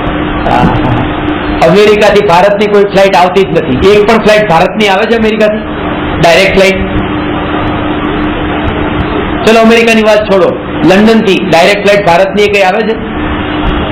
ભારતની એક પણ ડાયરેક્ટ ફ્લાઇટ નથી. લંડનથી ભારતની એક પણ ડાયરેક્ટ ફ્લાઇટ નથી. મુંબઈની છે, અમદાવાદની છે, દિલ્હીની છે, મદ્રાસની છે, ભારતની કોઈ ડાયરેક્ટ ફ્લાઇટ નથી. કારણ કે જ્યારે તમે જશો ત્યારે એ મુંબઈ જ જશો કે દિલ્હી જ જશો કે ત્યાં જ જશો, પણ ત્યાં પણ તમારે જઈને સામાન્યનો અનુભવ કે કથન એ જ્ઞાનથી જ જ્ઞાનમાં જવાનું છે. ન્યાયકમાં કોઈ આજ સુધી ગયું નથી. જ્ઞાનની જે અનુભૂતિ છે એટલે આ ચાલ બોર્ડ એ જ હશે, મુંબઈ, ભારત નહીં. આ લખાય કે જ્ઞાનની અનુભૂતિ કરો, જ્ઞાનની અનુભૂતિ કરો, પણ વાત એ જ છે કે એ અનુભૂતિ એ જ ન્યાયકની અનુભૂતિ છે. એટલે કીધું કે જ્ઞાનથી ન્યાયક સુધી. એ મુંબઈ તમે પહોંચ્યા ત્યારે તમે ભારત પહોંચી ગયા છે, જ્યાં સુધી પહોંચ્યા ન્યાયક સુધી પહોંચી ગયા છે. જ્ઞાન સ્વભાવ તો ત્યાંથી જ્ઞાન પર જવાનું છે. જ્ઞાન સ્વભાવ મતલબ કહું બહુ સરસ વાત છે. આ પ્રશ્ન પણ સરસ છે. આ પ્રશ્ન સરસ છે. આ મને રૂચ છે. આવા પ્રશ્ન કરશો તો રૂચ છે. આ જ પ્રશ્ન, આ તમારી જિજ્ઞાસા બતાવે કે હવે તમે આત્માની રુચિ વાળા થયા. ગજપંથાની ગઈકાલે વાત કરી, ગજપંથા શિબિરની વાત કરી. કયો ટોપિક લેવાનો છે એ નહીં પૂછવું, કપડા તો લેવા જ પડશે નહીં, આ તો લેવું જ પડશે. અરે કીધું આ કપડાની ને આની તેની એ વિકલ્પ શા માટે કરો છો? પહેલા જ ગજપંથામાં તો કપડા લેવા પડશે, ગજપંથામાં આ લેવું પડશે. તમારી રુચિ હજી પરમાં છે નહીં. સવાલ આજ કરો, આ જ રુચિ, આ જ ચિંતનની ધારા તમારી ચાલે, આ જ ધારા ચાલે. ઊંઘમાં પણ આ જ ધારા તમારી ચાલે, વિચારધારા આ જ ચાલે કે જે જ્ઞાન જે છે, જ્ઞાન સ્વભાવ જે છે, આ જ્ઞાન સ્વભાવ, આ જ્ઞાન સ્વભાવ તે હું, આ જ્ઞાન સ્વભાવ એ હું. તો જે સ્વભાવ જે છે એને એમાં જે હું પણ કર્યું છે, એ હું પણ કરવા વાળી તો અવસ્થા છે કે આ હું જે પર્યાય છે. પર્યાય જે છે, જે શું કહે છે? આ જ જ્ઞાનની પર્યાય, આ જ ત્રિકાળી જ્ઞાન સ્વભાવ, આ જાણપણાની વિશેષ પર્યાય, એ જ્ઞાન સામાન્ય જ્ઞાન સ્વભાવમાં એ એકત્વ. આ જ હું, ત્યારે આ જે જ્ઞાન પર્યાય આમાં એકત્વ કરે તો જે એકત્વ કરવા વાળી છે એ પછી એ થઈ ને. એટલે એ મય કે આ કરોડ રૂપિયા છે અને આ કરોડ રૂપિયા મારા, આમાં એકત્વ કર્યું, મમત્વ કર્યું, એટલે તરત જ પછી એ કરોડ જે છે ને, એ કરોડ એ અહીંયા આવી ગયા એટલે કરોડપતિ થઈ ગયો માન્યતામાં. એટલે આ રીતે આ જે જ્ઞાન, આ જ્ઞાન જે વિશેષની પર્યાય, એ પર્યાય જાણે છે કે આ જે સામાન્ય આ તે હું, આ તો ધ્રુવ જ્ઞાન છે અને આ તો ધ્રુવ નથી. પણ જયારે આને એમ માન્યું કે આ હું તો જેને માન્યું એ પણ પછી એવું થયું ને કે આ હું, એટલે એ પણ પછી આ પર્યાય પણ ધ્રુવ થઈ, ત્યારે આની ધ્રુવતા ને આની ધ્રુવતા વચ્ચેનો ભેદ સમાપ્ત થયો, એટલે જ્ઞાન ને જ્ઞેય વચ્ચેનો ભેદ સમાપ્ત થયો. ભેદ જ્યાં સુધી આ બે વચ્ચે હોય છે ત્યાં સુધી વિકલ્પ હોય છે. ભેદ ટળતા જ તે અભેદ નિર્વિકલ્પ અનુભૂતિ થાય છે. અત્યારે આ જ્ઞાન પર્યાય, આ ટેબલ ને ખુરશી ને, એટલે આ ટેબલ અને આ જ્ઞાન, ત્યાં તો ભેદ જ રહ્યો. ખુરશી અને આ જ્ઞાન, ત્યાં ભેદ રહ્યો. પુસ્તક અને આ જ્ઞાન, આ ભેદ રહ્યો. પણ આ જ્ઞાન અને આ જ્ઞાન, જ્ઞાન જ્ઞાન, ત્યાં અભેદ થયું. એ અભેદપણાનું નામ નિર્વિકલ્પ અનુભૂતિ છે. આનાથી ઉત્કૃષ્ટ બીજી કોઈ વાત નથી. મારી પાસે તો નથી, અને મારી પાસે નથી એ વાક્યમાં એટલો દમ નથી. કારણ કે ત્રણ લોક ને અલોક બધું જ જાણનારા પણ એ કહે છે કે મારા જ્ઞાનમાં પણ આનાથી ઊંચી બીજી કોઈ વાત આવી નથી. તો પછી મારા જ્ઞાનમાં તો કેવી રીતે હોય? લોકાલોકને જાણનારાના જ્ઞાનમાં પણ જગતની સર્વોત્કૃષ્ટ વસ્તુ, એનું પ્રૂફ શું? કારણ કે આખું જગત તો જણાય છે, પણ લીનતા પોતાના આત્મામાં છે હજી. એનો મતલબ એ કે હજુ એવું તો આ જગતમાં બીજું કોઈ ન લાગ્યું કે જેને જાણીને આ આત્મામાંથી લીનતા છોડીને એમાં લીન થવાનો ભાવ આવે. જાણ્યું તો બધું, એનો અર્થ એ થયો કે જગતમાં આનાથી મહાન બીજું કઈ.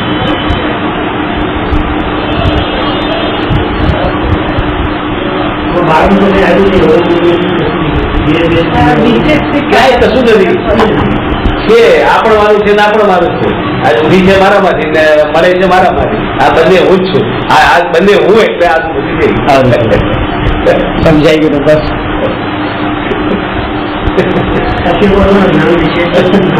હજી એક વાર ખુલાસો કરું. બહુ મહત્વનું પ્રકરણ છે. વ્યવસ્થિત સમજાવી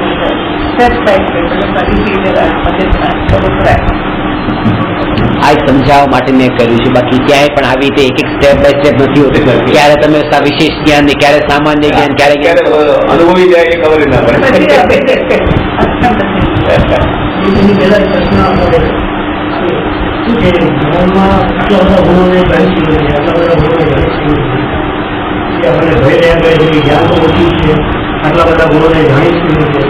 એ જ વાત છે કે ત્યાં ભેદ દ્રષ્ટિથી સ્વભાવને જોયો છે. એટલા માટે ઓહો,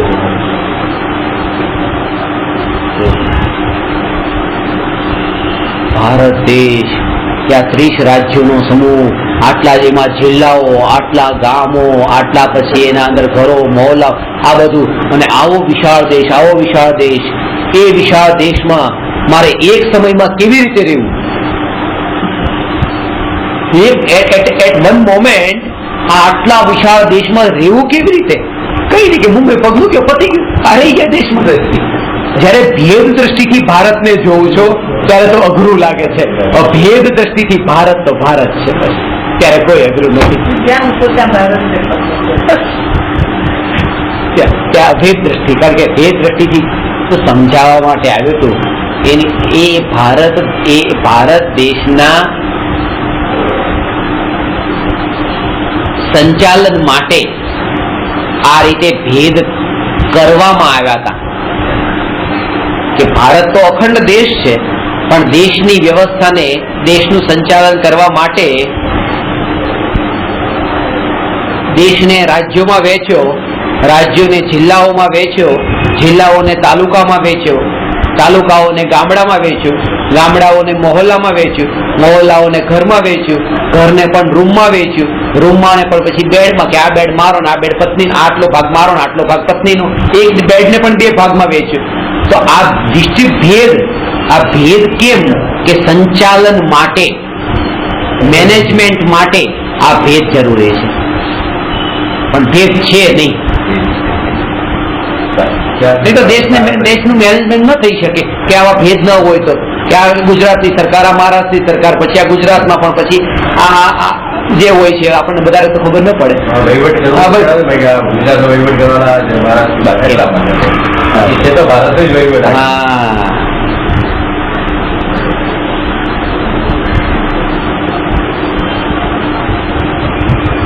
ભેદમાં પણ અભેદતા છે. સ્ટેટ ગવર્મેન્ટની સાથે સાથે એક સેન્ટ્રલ ગવર્મેન્ટ પણ છે.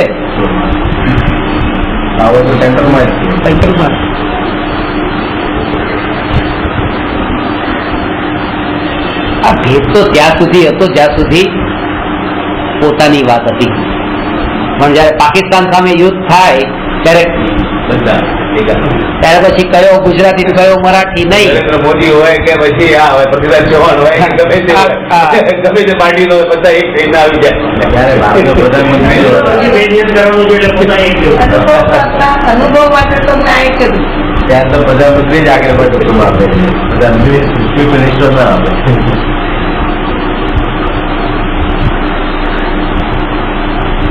નાની પેઢા તો કયા જયારે નિર્ણય કરે છે કે આ હું હા જ્ઞાન, હા જ્ઞાન, આ હું પિતા એ જ્ઞાનમાં જ બધા ગુણો છે ઝલકાઈ જાય. ગુણો એકેય નથી ઝલકતા. અને એ તે કીધું હું મુંબઈમાં પગ મૂક્યો એટલે બધા રાજ્યો મારામાં નથી આવી ગયા. એટલે કે એ ત્યાં આખું ભારત જ બસ અનુભવ દ્રવ્યનો જ હોય છે, ગુણનો નહીં. ગુણોના સમૂહનો એવું જે દ્રવ્ય એવું એક દ્રવ્યનો અનુભવ છે, અનંત ગુણોના ભેદોનો અનુભવ નથી.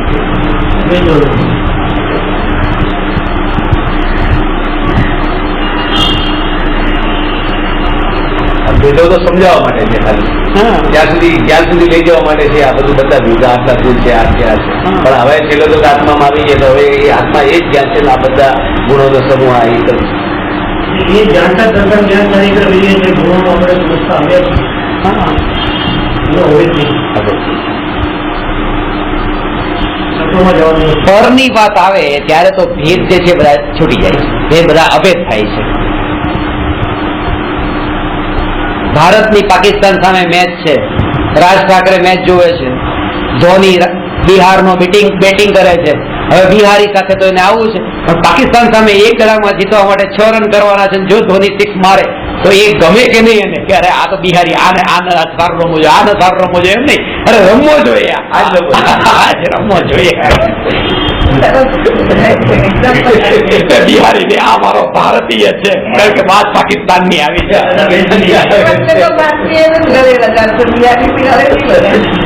વિકલ્પ નથી, ત્યાંનો વિકલ્પ પણ નથી. વિકલ્પ નથી. બસ આ જ વાત. જયારે પરની સત્તા ને સ્વસત્તાની વાત આવે ત્યારે સ્વસત્તામાં ગુણોના ભેદોના વિકલ્પો ટળી જાય છે. કોઈ વિકલ્પ નથી રહેતો.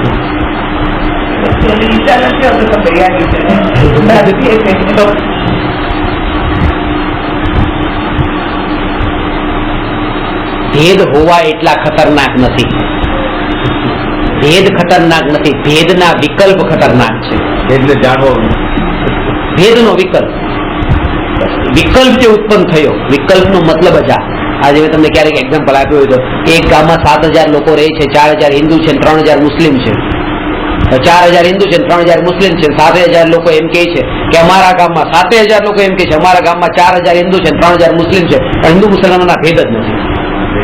આ ભેદ તો થઈ ગયા કે 4,000 હિન્દુ, 3,000 મુસ્લિમ, હિન્દુ મુસલમાનના ભેદ નથી.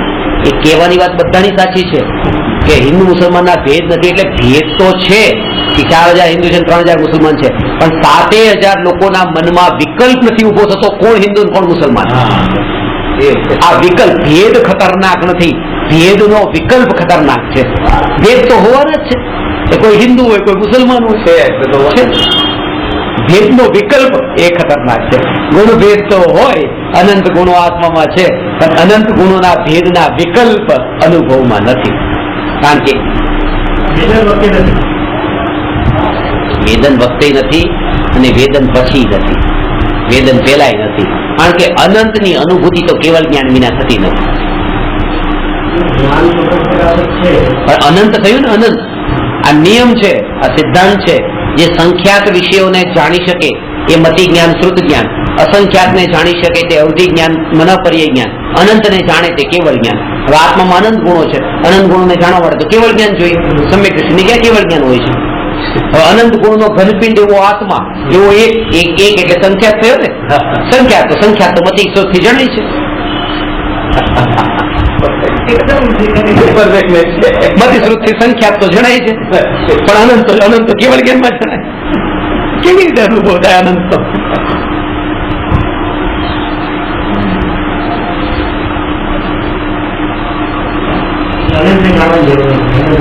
હા, અનંત જણાઈ જશે, અનંતની અનુભૂતિ પણ થતી નથી. કારણ કે બેની અનુભૂતિ આ કે આ એવી બે રૂપ જે અનુભૂતિ એ પણ જો વિકલ્પ હોય તો અનંતની અનુભૂતિ તો અનંત વિકલ્પ થયા. એટલે એકની અનુભૂતિનું નામ જ નિર્વિકલ્પ અનુભૂતિ છે. અનંતની અનુભૂતિ કેવલીને પણ નથી. જેમ લોકાલોક જ્ઞાનમાં જણાય છે, અનંત લોકાલોક જ્ઞાનમાં જણાય છે, એવી રીતે પોતાના અનંત ગુણો પણ જ્ઞાનમાં જણાય છે. પણ અનુભૂતિ તો અભેદ એક આત્માની જ છે, કેવલી ભગવાનને પણ, અનંતની નહીં. न्याय से तो तेज गया અભેદ એક. ऐसे तो तेज से शक्ति भगवान की तो आपको अभी नहीं ज्ञानी निर्विकल्पता तो एक प्रकार है। ज्ञानी निर्विकल्पता है। જ્ઞાન જ્યારે નિર્વિકલ્પ થાય છે ત્યારે શ્રદ્ધા સિક્કો મારે છે, આ તે હું. જ્ઞાનનું કામ તો લખવાનું જ છે. ચેક લખ્યો કોઈએ, એમાઉન્ટ બરાબર છે, નામ બરાબર છે, ડેટ બરાબર છે, પણ સહી નથી કરી. શું કામ?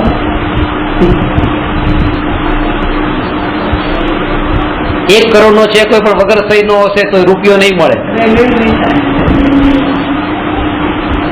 પેલો 100 રૂપિયાનો ચેક સહી વાળો બધું બરાબર છે તો પસંદ 100 વાળો કરી લેવો, એ વટાવા છે. હા, એટલે આ ચારિત્રના વેશ ધારીને મીંડા મૂક્યા હોય પણ સમ્યક દર્શનનો સિક્કો ન હોય એ ચેક કોઈ કામનો નહીં. સમ્યક દર્શનના સિક્કા વાળા ભલે ઓછું એમાઉન્ટ હશે, ભરત તક ઓછા હશે, પણ એ કામનું છે, એ કમાડનારું છે કઈ.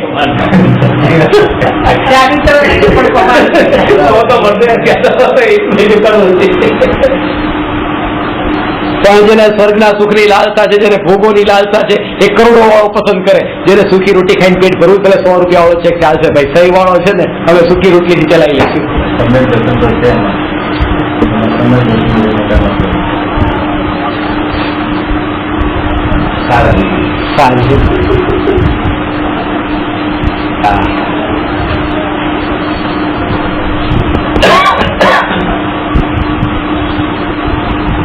આત્માની નિર્વિકલ્પ અનુભૂતિના કાળે આત્માના સંબંધમાં પણ વિકલ્પ નથી, તો પરના વિકલ્પોની તો વાત બહુ દૂર છે. આત્માનો જેનો અનુભવ થઈ રહ્યો છે એનો પણ વિકલ્પ છૂટે તો અનુભૂતિ થાય, એનો પણ વિકલ્પ છૂટે તો.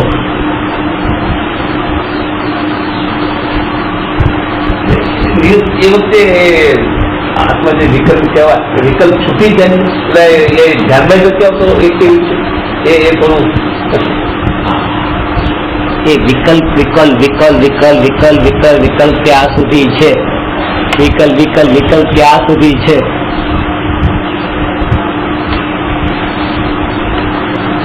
જ્યાં સુધી એની અંતરની સ્પર્શના એને નથી થઈ, અંતરનું અનુભવનું વેદન નથી થયું. જેવું વેદન થયું તરત જ આ વિકલ્પ છૂટ્યો.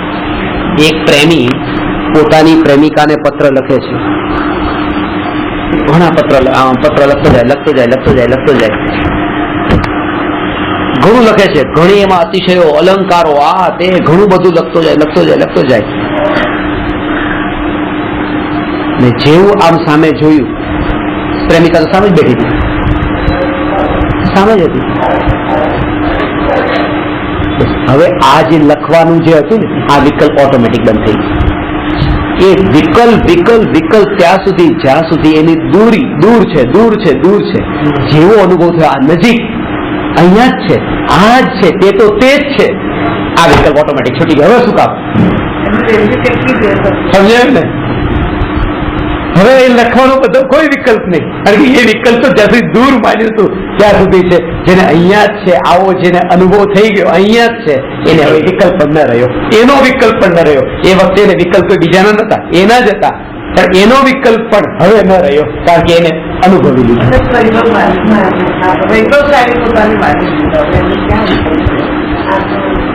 અને હકીકત આ જ છે પાછી આત્મા માટે પણ. એવું નતું કે પ્રેમિકા પેલા લખવો બેઠો ત્યારે દૂર હતી, એ પણ ત્યાં જ હતી, ત્યાં જ બેઠી હતી.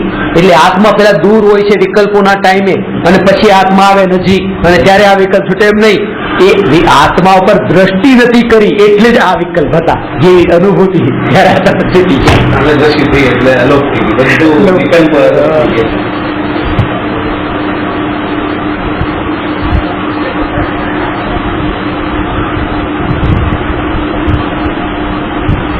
હવે ફરીથી હું આને રિવાઇઝ કરી લઉં છું એક વાત.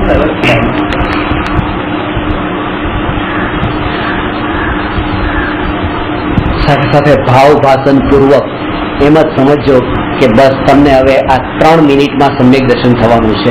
3 મિનિટમાં આ સાર બતાવી દઉં છું. એ લક્ષ્ય પરિણતિ ને સ્પર્શના કરજો, અંતરની સ્પર્શના.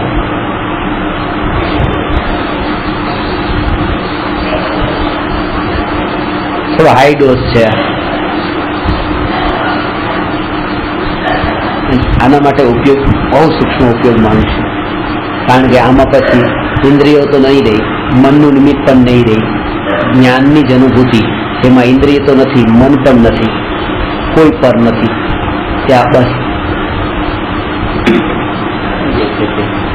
જે છે તે છે, અનંતકાળ સુધી આ જ છે, પછી બીજું કંઈ નથી. અનંતકાળ સુધી આ જ છે, બીજું કંઈ નથી. થાક નથી, કંટાળો નથી, આળસ નથી, બગાસા નથી, સંતોષ નથી. આજ આજ આજ આજ, કારણ કે અનંતકાળ સુધી જેનું ધ્યાન, આ ભગવાન આત્માનો અનુભવ થઈ રહ્યો છે, આ ભગવાન આત્માનો અનુભવ થઈ રહ્યો છે, આ જાગૃતિ. એ ભગવાન આત્મા, એ જ્ઞાયક ભાવની અનુભૂતિ સાધક જીવને કેવી રીતે થાય છે, એને કઈ રીતે વિશેષ જ્ઞાનમાંથી સામાન્ય જ્ઞાનમાં, સામાન્ય જ્ઞાનથી જ્ઞાન સ્વભાવમાં, જ્ઞાન સ્વભાવથી જ્ઞાયક ભાવમાં, જ્ઞાયક ભાવથી જ્ઞાયકની અનુભૂતિએ એ પહોંચે છે. ફરીથી એકવાર ક્રમ બતાવી દઉં છું. વિશેષ જ્ઞાન, સામાન્ય જ્ઞાન, જ્ઞાન સ્વભાવ, ન્યાયક ભાવ, ન્યાયકની અનુભૂતિ. જગતના પ્રત્યેક પરજ્ઞેય અને પરજ્ઞેયનો આકાર કે જેની સાથે આ આત્માનો જ્ઞાનનો જે કોઈ સંબંધ નથી. જ્ઞેયોનો આકાર જ્ઞેયોની બહાર ક્યાંય નથી. જ્ઞાનનો આકાર જ્ઞાનની બહાર ક્યાંય નથી. જ્ઞેયોનો આકાર જ્ઞેયમાં જ છે, જ્ઞાનનો આકાર જ્ઞાનમાં જ છે. જ્ઞાનનો દરેક સમયે પોતાની ક્રમબદ્ધ પર્યાયની યોગ્યતાનુસાર નવા નવા આકાર રૂપે પરિણમન થાય છે. જ્ઞાનનું આ જ્ઞાનાકાર જ્ઞાનનું દરેક સમયે જે જુદા જુદા આકાર રૂપે પરિણમન થાય છે, એ પરિણમન એ વિશેષ જ્ઞાન છે. એ વિશેષ વિશેષ વિશેષ નવા નવા નવા આકાર રૂપ પરિણમનમાં પણ જે એક પરિણમન, જે સામાન્ય જાણપણા રૂપ પરિણમન, સામાન્ય જાણપણા માત્ર જાણવાપણા રૂપ પરિણમન, કે જ્યાં આકારની કોઈ અપેક્ષા નથી, જ્યાં આકારની કોઈ અપેક્ષા નથી, જ્યાં માત્ર જ્ઞાનનું જ પરિણમન છે, જાણવારૂપ પરિણમન, જાણવારૂપ પરિણમન, જાણવારૂપ પરિણમન. આવું જે જાણવારૂપ જે સામાન્ય પરિણમન છે, આ સામાન્ય જ્ઞાન છે. એ જાણવારૂપ જે પરિણમન છે, એ જાણવારૂપ પરિણમન જાણપણા સિવાય બીજું કંઈ નથી કરતું, જ્ઞાન રૂપે જ છે. જ્ઞાનની સિવાય બીજા રૂપે પરિણમતું નથી. એટલા માટે એ જ્ઞાન રૂપી પરિણામમાં સ્થિર હોવાથી જાણવારૂપ પરિણમન, એ જાણવારૂપ પરિણમન જ્ઞાન પરિણામમાં સ્થિર હોવાથી, એ બીજા કોઈ પરિણામમાં વ્યાપ્ત ન થતું હોવાથી, એક પરિણામમય રહેતું હોવાથી, અનેક પરિણામમય ન થતું હોવાથી એ અપરિણામી એવો જ્ઞાન સ્વભાવ માત્ર છે.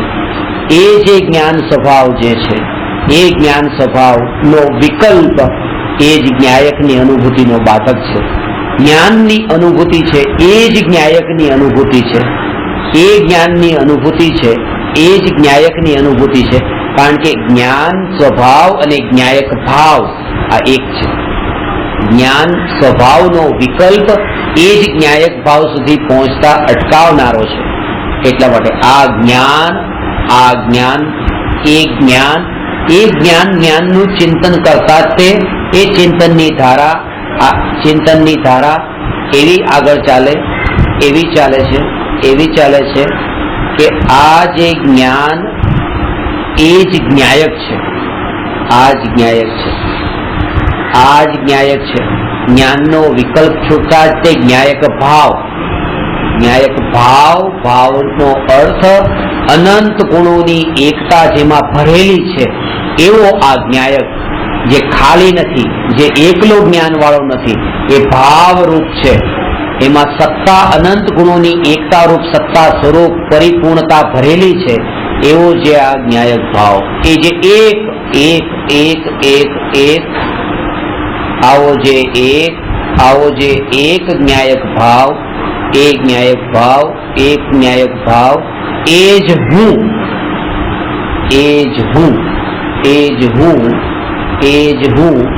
આ સ્થિતિમાં પરતે હું નહીં, એ વિકલ્પ પણ નથી, એ વિચાર પણ નથી.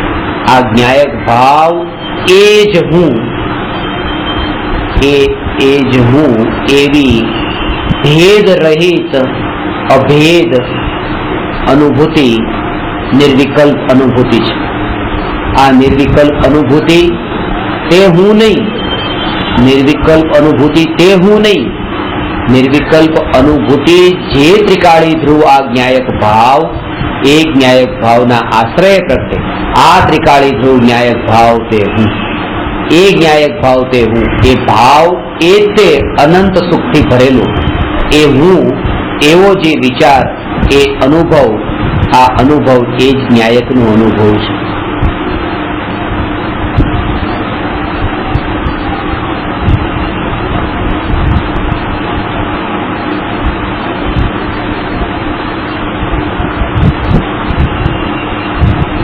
ન્યાયકનો અનુભવ છે. કેવળી ભગવાન પોતાને જાણે છે અને લોકાલોક જણાય છે. કેવળી ભગવાન પોતાને જાણે છે, લોકાલોક જણાય છે. સમ્યક દ્રષ્ટિ માને છે, સમ્યક દ્રષ્ટિ જીવ માને છે કે આ જાણનારો જણાય છે અને જગતમાં લોકાલોકમાં થવા યોગ્ય થાય છે. આ થવા યોગ્ય થાય છે લોકાલોકમાં, ને જાણનારો જણાય છે. જાણનારો જણાય છે એવી અનુભૂતિ એ જ જ્ઞાયકની અનુભૂતિ છે.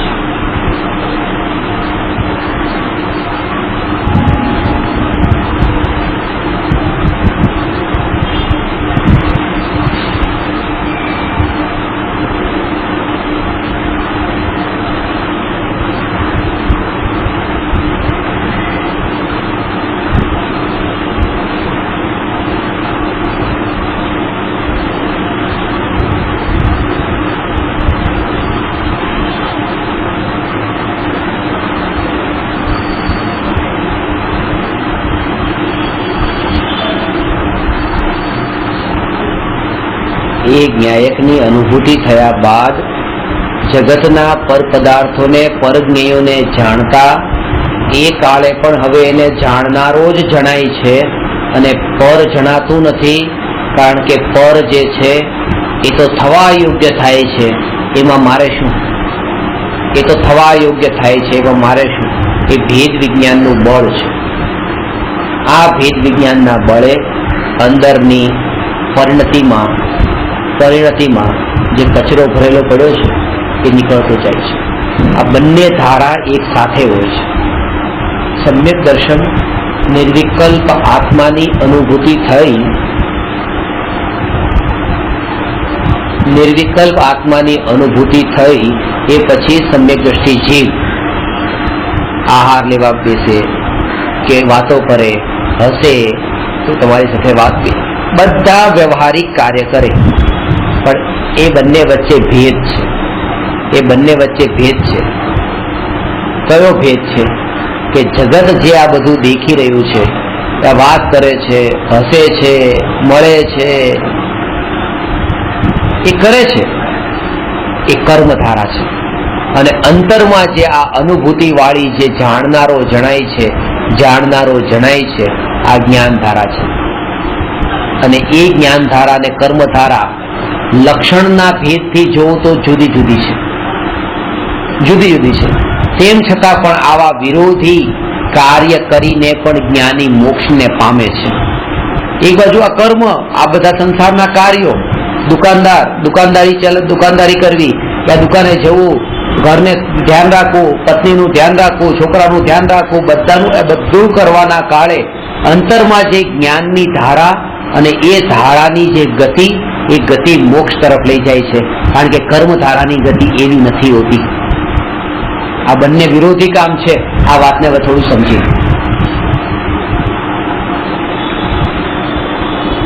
કે બે એક સાથે કેવી રીતે કરી શકે, બે કામ એક સાથે કેવી રીતે કરી શકે.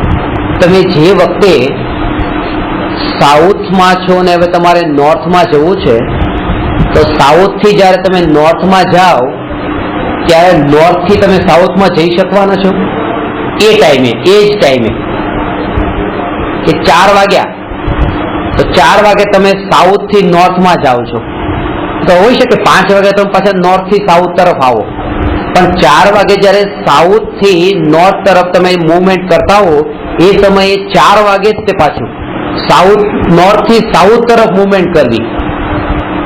આવું બની શકે છે. એક વ્યક્તિને મુંબઈથી દિલ્હી જવું છે, રાજધાની એક્સપ્રેસમાં બેઠા સાઉથથી નોર્થ તરફ જઈ રહ્યા છે. આ ગતિ, એનું બોડી, આ બોડી છે ને, એ બોડી મૂવ થઈ રહ્યું છે કે નહીં, બોડીનું મૂવમેન્ટ સાઉથથી નોર્થ તરફ જવા માટે થઈ રહ્યું છે. અને એની જે સીટ છે એ સીટ ઉપર થી એને ટોયલેટ જવું છે, તો ટોયલેટ સીટથી સાઉથ દિશામાં છે, તો એ ઉભો થઈને સાઉથ તરફ જાય છે. હવે સાઉથ તરફ જઈ રહ્યો છે કે એ નોર્થ તરફ જઈ રહ્યો છે, બે કામ છે કે નહીં. એટ વન મોમેન્ટ, એક મોમેન્ટમાં નોર્થ ઉપર પણ મુવમેન્ટ થઈ રહ્યું છે અને સાઉથ ઉપર પણ મુવમેન્ટ થઈ રહ્યું છે. પણ ચાલીને પણ મુવમેન્ટ એના બોડીનું ખાલી જો ટ્રેનને ચાલતા બે ગાડી નાખો, બોડીનું મુવમેન્ટ એટ વન મોમેન્ટ બંને થઈ રહ્યું છે, નોર્થમાં પણ થઈ રહ્યું છે અને સાઉથમાં પણ થઈ રહ્યું છે. હવે જવું છે નોર્થમાં અને તો જાય છે સાઉથમાં મુવમેન્ટ થઈ રહ્યું છે કે નહીં, સાઉથમાં મુવમેન્ટ કરીને એ દિલ્હી કોઈ પહોંચી જાય છે. કે જ્ઞાની કર્મમાં રહીને પણ મોક્ષે કેમ પહોંચી જાય છે? કારણ કે કર્મ ધારાની ગતિ કરતા જ્ઞાન ધારાની ગતિ એટલી તીવ્ર હોય છે કે જેના બળ પર કર્મ કરીને પણ મોક્ષે પહોંચે છે.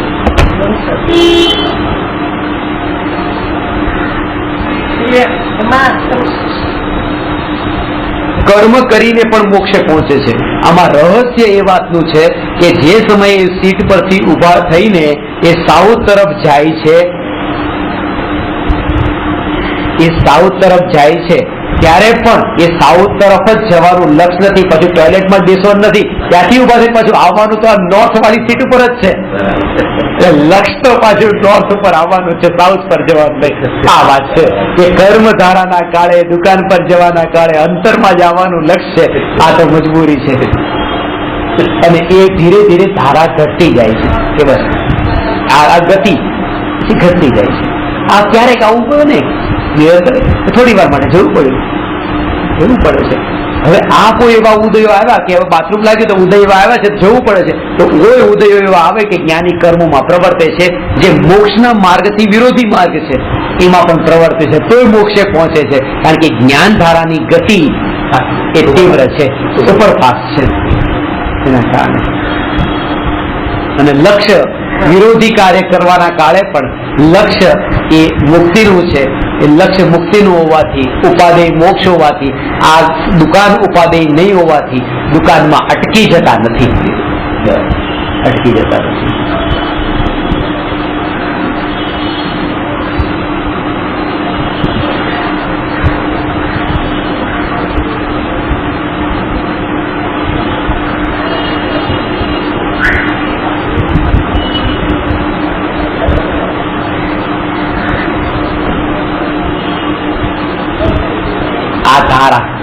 સમ્યક દર્શન પ્રગટ થયા પછી, સમ્યક દર્શન પ્રગટ થયા પછી અંતરની ધારા એવી ચાલે છે, સહજતા સહજતા સહજતા સહજતા રહે છે.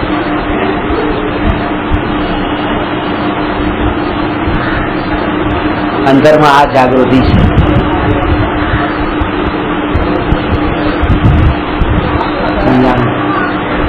આ સીટ ઉપરથી ઉભા થઈને ટોયલેટ તરફ જાય છે વિરોધી દિશામાં, ત્યારે તો એને જણાતું નથી. એને માન્યું છે કે આ જે થઈ રહ્યું છે થવા યોગ્ય થાય છે અને દિલ્હી જણાય છે.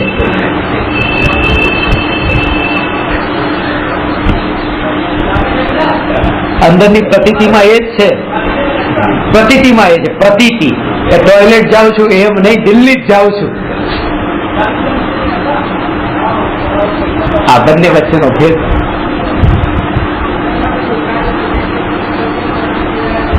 પેલા તો આ વાત અજ્ઞાની જનોને સમજાતી કે દીક્ષા વગર તમે સમ્યક દર્શન કેવી રીતે થાય, દીક્ષા વગર કેવી રીતે સમ્યક દર્શન થાય.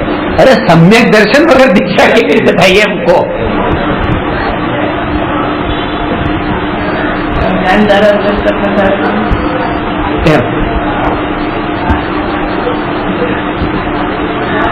આનાથી ઊંચી વાત કેવળ જ્ઞાનમાં પણ જણાઈ નથી. એવી મહિમા આવે.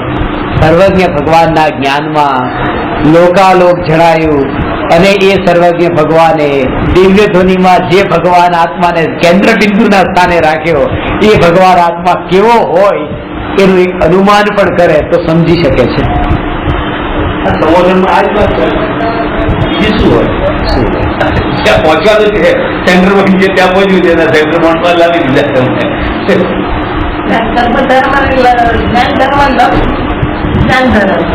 કર્મ ધારાના કાળે પણ લક્ષ્ય જ્ઞાન એટલે એ ચૂકતો નથી, માર્ગ નથી. કર્મ ધારામાં હોય પણ લક્ષ્ય તો જ્ઞાન ધારા. એટલે એને ખબર પણ ના પડે કોણ ત્યાં જઈએ. ભલે ટોયલેટમાં ગયો પણ લક્ષ તો દિલ્હીનો જ છે. એટલે પહોંચી જતી ને મોક્ષ ખૂબ જરૂરી. થોડા ટાઈમ માટે ભલે બહાર આવી જાય. અને ખાસ વાત તમને આમાં એ સમજવાની છે પછી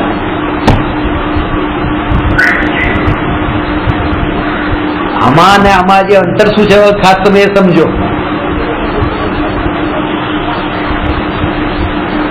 કે સાઉથ થી નોર્થ તરફ જવા માટેનું આ 12 કલાકની સફર હોય તો એ 12 કલાકની સફરમાં 12 કલાકની સફરમાં 5 સેકન્ડ વિરોધી દિશામાં ગયો એ ત્યાં વિરોધી દિશામાં જવા માટે 5 સેકન્ડ અને 12 કલાક તો સીધી. સમ્યક દર્શન ને તો 12 કલાક સીધી દિશામાં 12 કલાક પાછા ઊંધી પણ ચાલશે. 12 કલાક જ્ઞાન ધારા હોય ત્યારે 12 કલાક કર્મ ધારા પણ તોય પહોંચી જાય પાછા. એટલે એ ગતિ કેવી હોય? સુપર નિરંતર ઉદયોની ધારા ચાલુ છે. એવું નથી કે કોઈ વખતે ઉદય આવતા તો 5 સેકન્ડ માટે જવું પડ્યું, એમ નહીં, નિરંતર.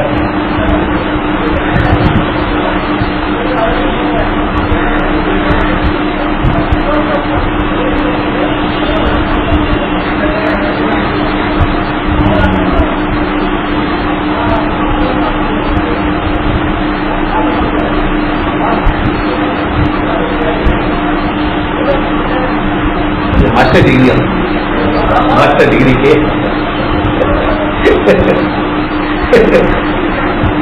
અને જેને આ તો આ ખરેખર સફરની બહુ આદત છે એના માટે તો કોઈ ટ્રેનમાં જતા હોતા હું આ જ વિચાર કરતો. આ વિચારે ક્યારે આવ્યો? ટ્રેનમાં આમ નોર્થે આમ જવું હતું ને ત્યારે આ વિચાર આવ્યો ટ્રેનમાં ટ્રાવેલિંગ કરું આ જો વિરોધી દિશામાં કામ કેમ ન થાય. આ ધારા જયારે એટલે કર્મમાં પણ જ્ઞાનની ધારા ચાલતી હોય.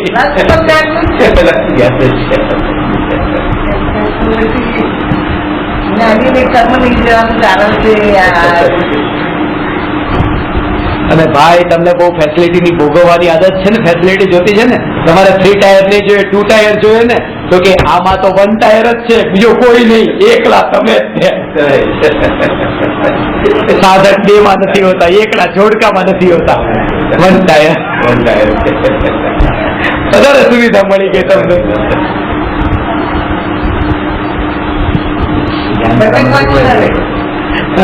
ધ્યાન ધારામાં તો એકલા જ જવું પડે. બધા કરમ ધારામાં પાછા આવીને પાછા જવું પડે. કરમ ધારામાં પણ પોતે એકલો જ હોય. કરમ ધારામાં પણ, કારણ કે માન્યતાની દ્રષ્ટિએ કર્મમાં પણ એ દુકાન પર બેઠો હોય ને લોકોનું ટોળું, ગ્રાહકનું ટોળું ત્યાં હોય તો ત્યાં પણ પોતે એમ જ માન્યું કે બસ આમાં પણ ટોળામાં નથી. ટોળાની વચ્ચે પણ જે એકલો માને એટલે અંદર ભાવથી તો એ ત્યાં જ અસંગ ને નિસંગ ને સાધુ થઈ ગયો છે. એ સમ્યક દ્રષ્ટિ દુનિયાને એ દેખાય છે કે આ ટોળામાં છે.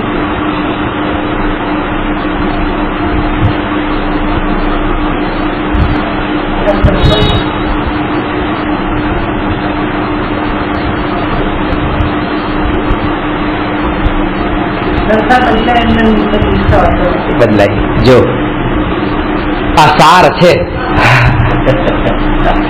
કોઈ નિમિત્તો કઈ કરનારા નથી, કોઈ લઈ જનારા નથી અંતરમાં. જ્યારે પોતે જ પોતે પોતાના પુરુષાર્થથી અને ભવિતવ્યતા અનુસાર, સત્સમયની યોગ્યતા અનુસાર એ અંતરમાં જાય ત્યારે નિમિત્ત હાજર હોય છે. નિમિત્તો પરિવર્તનશીલ છે. ત્રિકાળી ધ્રુવ આત્મા અપરિવર્તનશીલ છે. નિમિત્તો તો બદલાતા જતા હોય. નિમિત્તના આધારે એ કથન ન થાય. એ કાળલબ્ધિ, કાળ અત્યારે માનો કે આ નિમિત્ત છે, પછી કોઈ બીજાનું નિમિત્ત મળ્યું, પછી કોઈ ત્રીજાનું નિમિત્ત મળ્યું, અલગ અલગ. પણ તમે તો એકના એક જ રહ્યા ને, એમ એ તો એકના એક રહે છે. ઉપાદાન પોતે એ એકનું એક જ છે. એમાં પલટાવ નથી આવતો કોઈ પણ.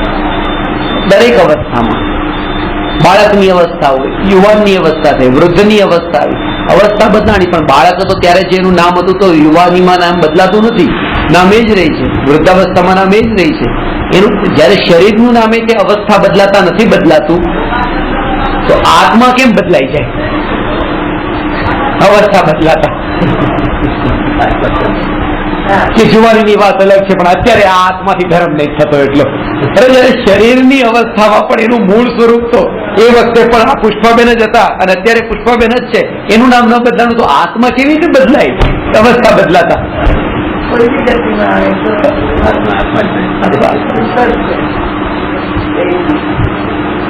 પણ દ્રષ્ટિ જે છે ને એ નિમિત્તોની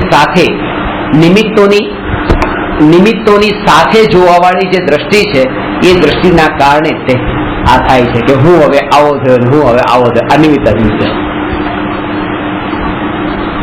નિમિત્તાધીન દ્રષ્ટિ વાળાને નિમિત્ત કરતા લાગે. જ્ઞાની કે જે થવા યોગ્ય છે એ થાય. આ કલ્પના છે. આ નિમિત્ત છે તો આમ થશે, આ નિમિત્ત છે તો આમ થશે. એ કલ્પના છે. એક ભાઈ ત્યાં બાળકનો જન્મ થયો, બાળક નાનું છે. હવે પપ્પાને વારંવાર વિચાર આવે કે આ છોકરો મોટો થઈને શું બનશે, શું બનશે, શું બનશે.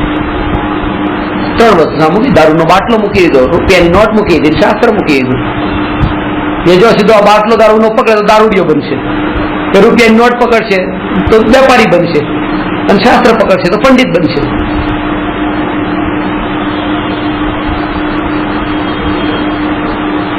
આ છોકરો કે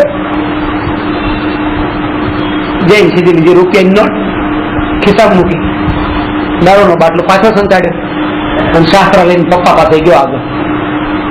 એટલે પપ્પા કે બસ આ પાકો રાજકારણી બનવાનો છે. એ રૂપિયા થઈ ગયા ખિસ્સામાં, બાટલો પાછળ ને શાસ્ત્ર આગળ.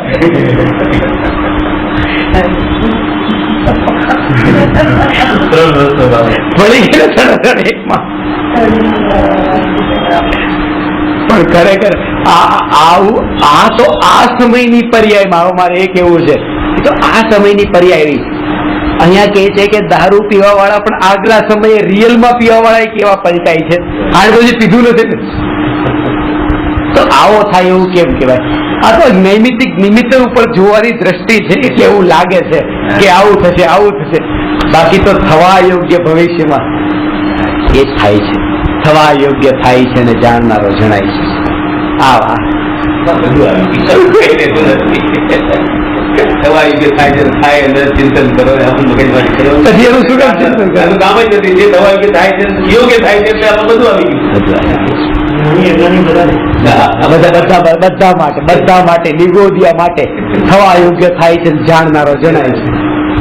જણાય છે એવું છે. અને આ જ વાતને જે માની લે છે કે થવા યોગ્ય થાય છે, એ પરથી છૂટે છે, જાણનારો જણાય છે, તે સ્વમાં લીન થાય છે. પતિ આખું સમય સવારે પણ હજુ કરતા બુદ્ધિ જેનામાં પડી હોય ને, એને એમ લાગે આમાં તમે જો કઈ કરવું નથી એટલે તમે આવું કહો છો. એ કરવું તમારે નથી કરવું એટલે બીજાને તો કરવા દો. કઈ જે કરતા હતા એને બંધ કરાવી દીધું. એ શું કરતા હતા? કઈ નતા કરતા, થવા યોગ્ય થતું હતું ને જાણનારો જણાતો હતો. પેલા બી એમ જ હતું, થવા યોગ્ય થતું હતું, જાણનારો જ જણાતો હતો. સદનિમિત્તોનો યથા યોગ્ય આદર કરે છે. તે ભાવ પણ સહજ ઉપાદાનની યોગ્યતા અનુસાર આવે છે. નિમિત્ત અકિંચિત કર હોવા છતાંય જ્ઞાની પણ સદનિમિત્તોનો આદર તો કરે છે. વ્યવહાર આદર સત્કાર કરે ને. ભલે ખબર છે ગુરુથી જ્ઞાન નથી મળ્યું, પણ તો એ જ્ઞાની પણ જ્ઞાનીના ગુરુને પણ વિનય વંદન તો કરે છે. એમ તે ભાવ પણ સહજ ઉપાદાનની યોગ્યતા અનુસાર આવે છે, પણ નિમિત્તના કારણે નહીં. નિમિત્ત અકિંચિત કર છે એવી યથાર્થ શ્રદ્ધા થતા સમ્યક દર્શન રૂપી અપૂર્વ ધર્મ પ્રગટ થાય છે.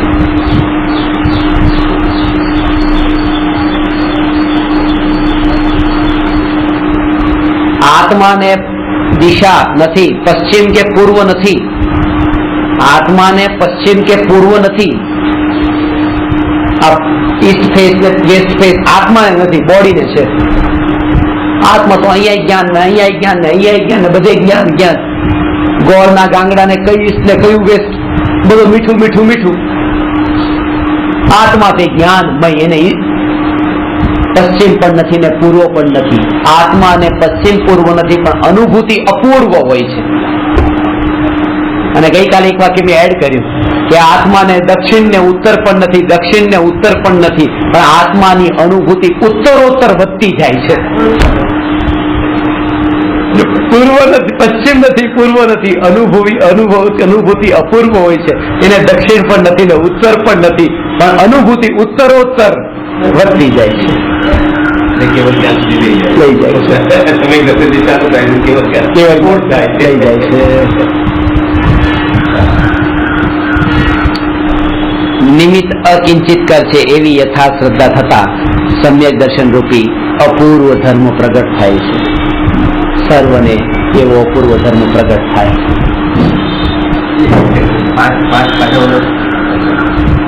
નમો અરહંતાણમ નમો સીતાણમ નમો આયરિયાણમ નમો ઉવજાયાણમ નમો લોએ સવસાહુ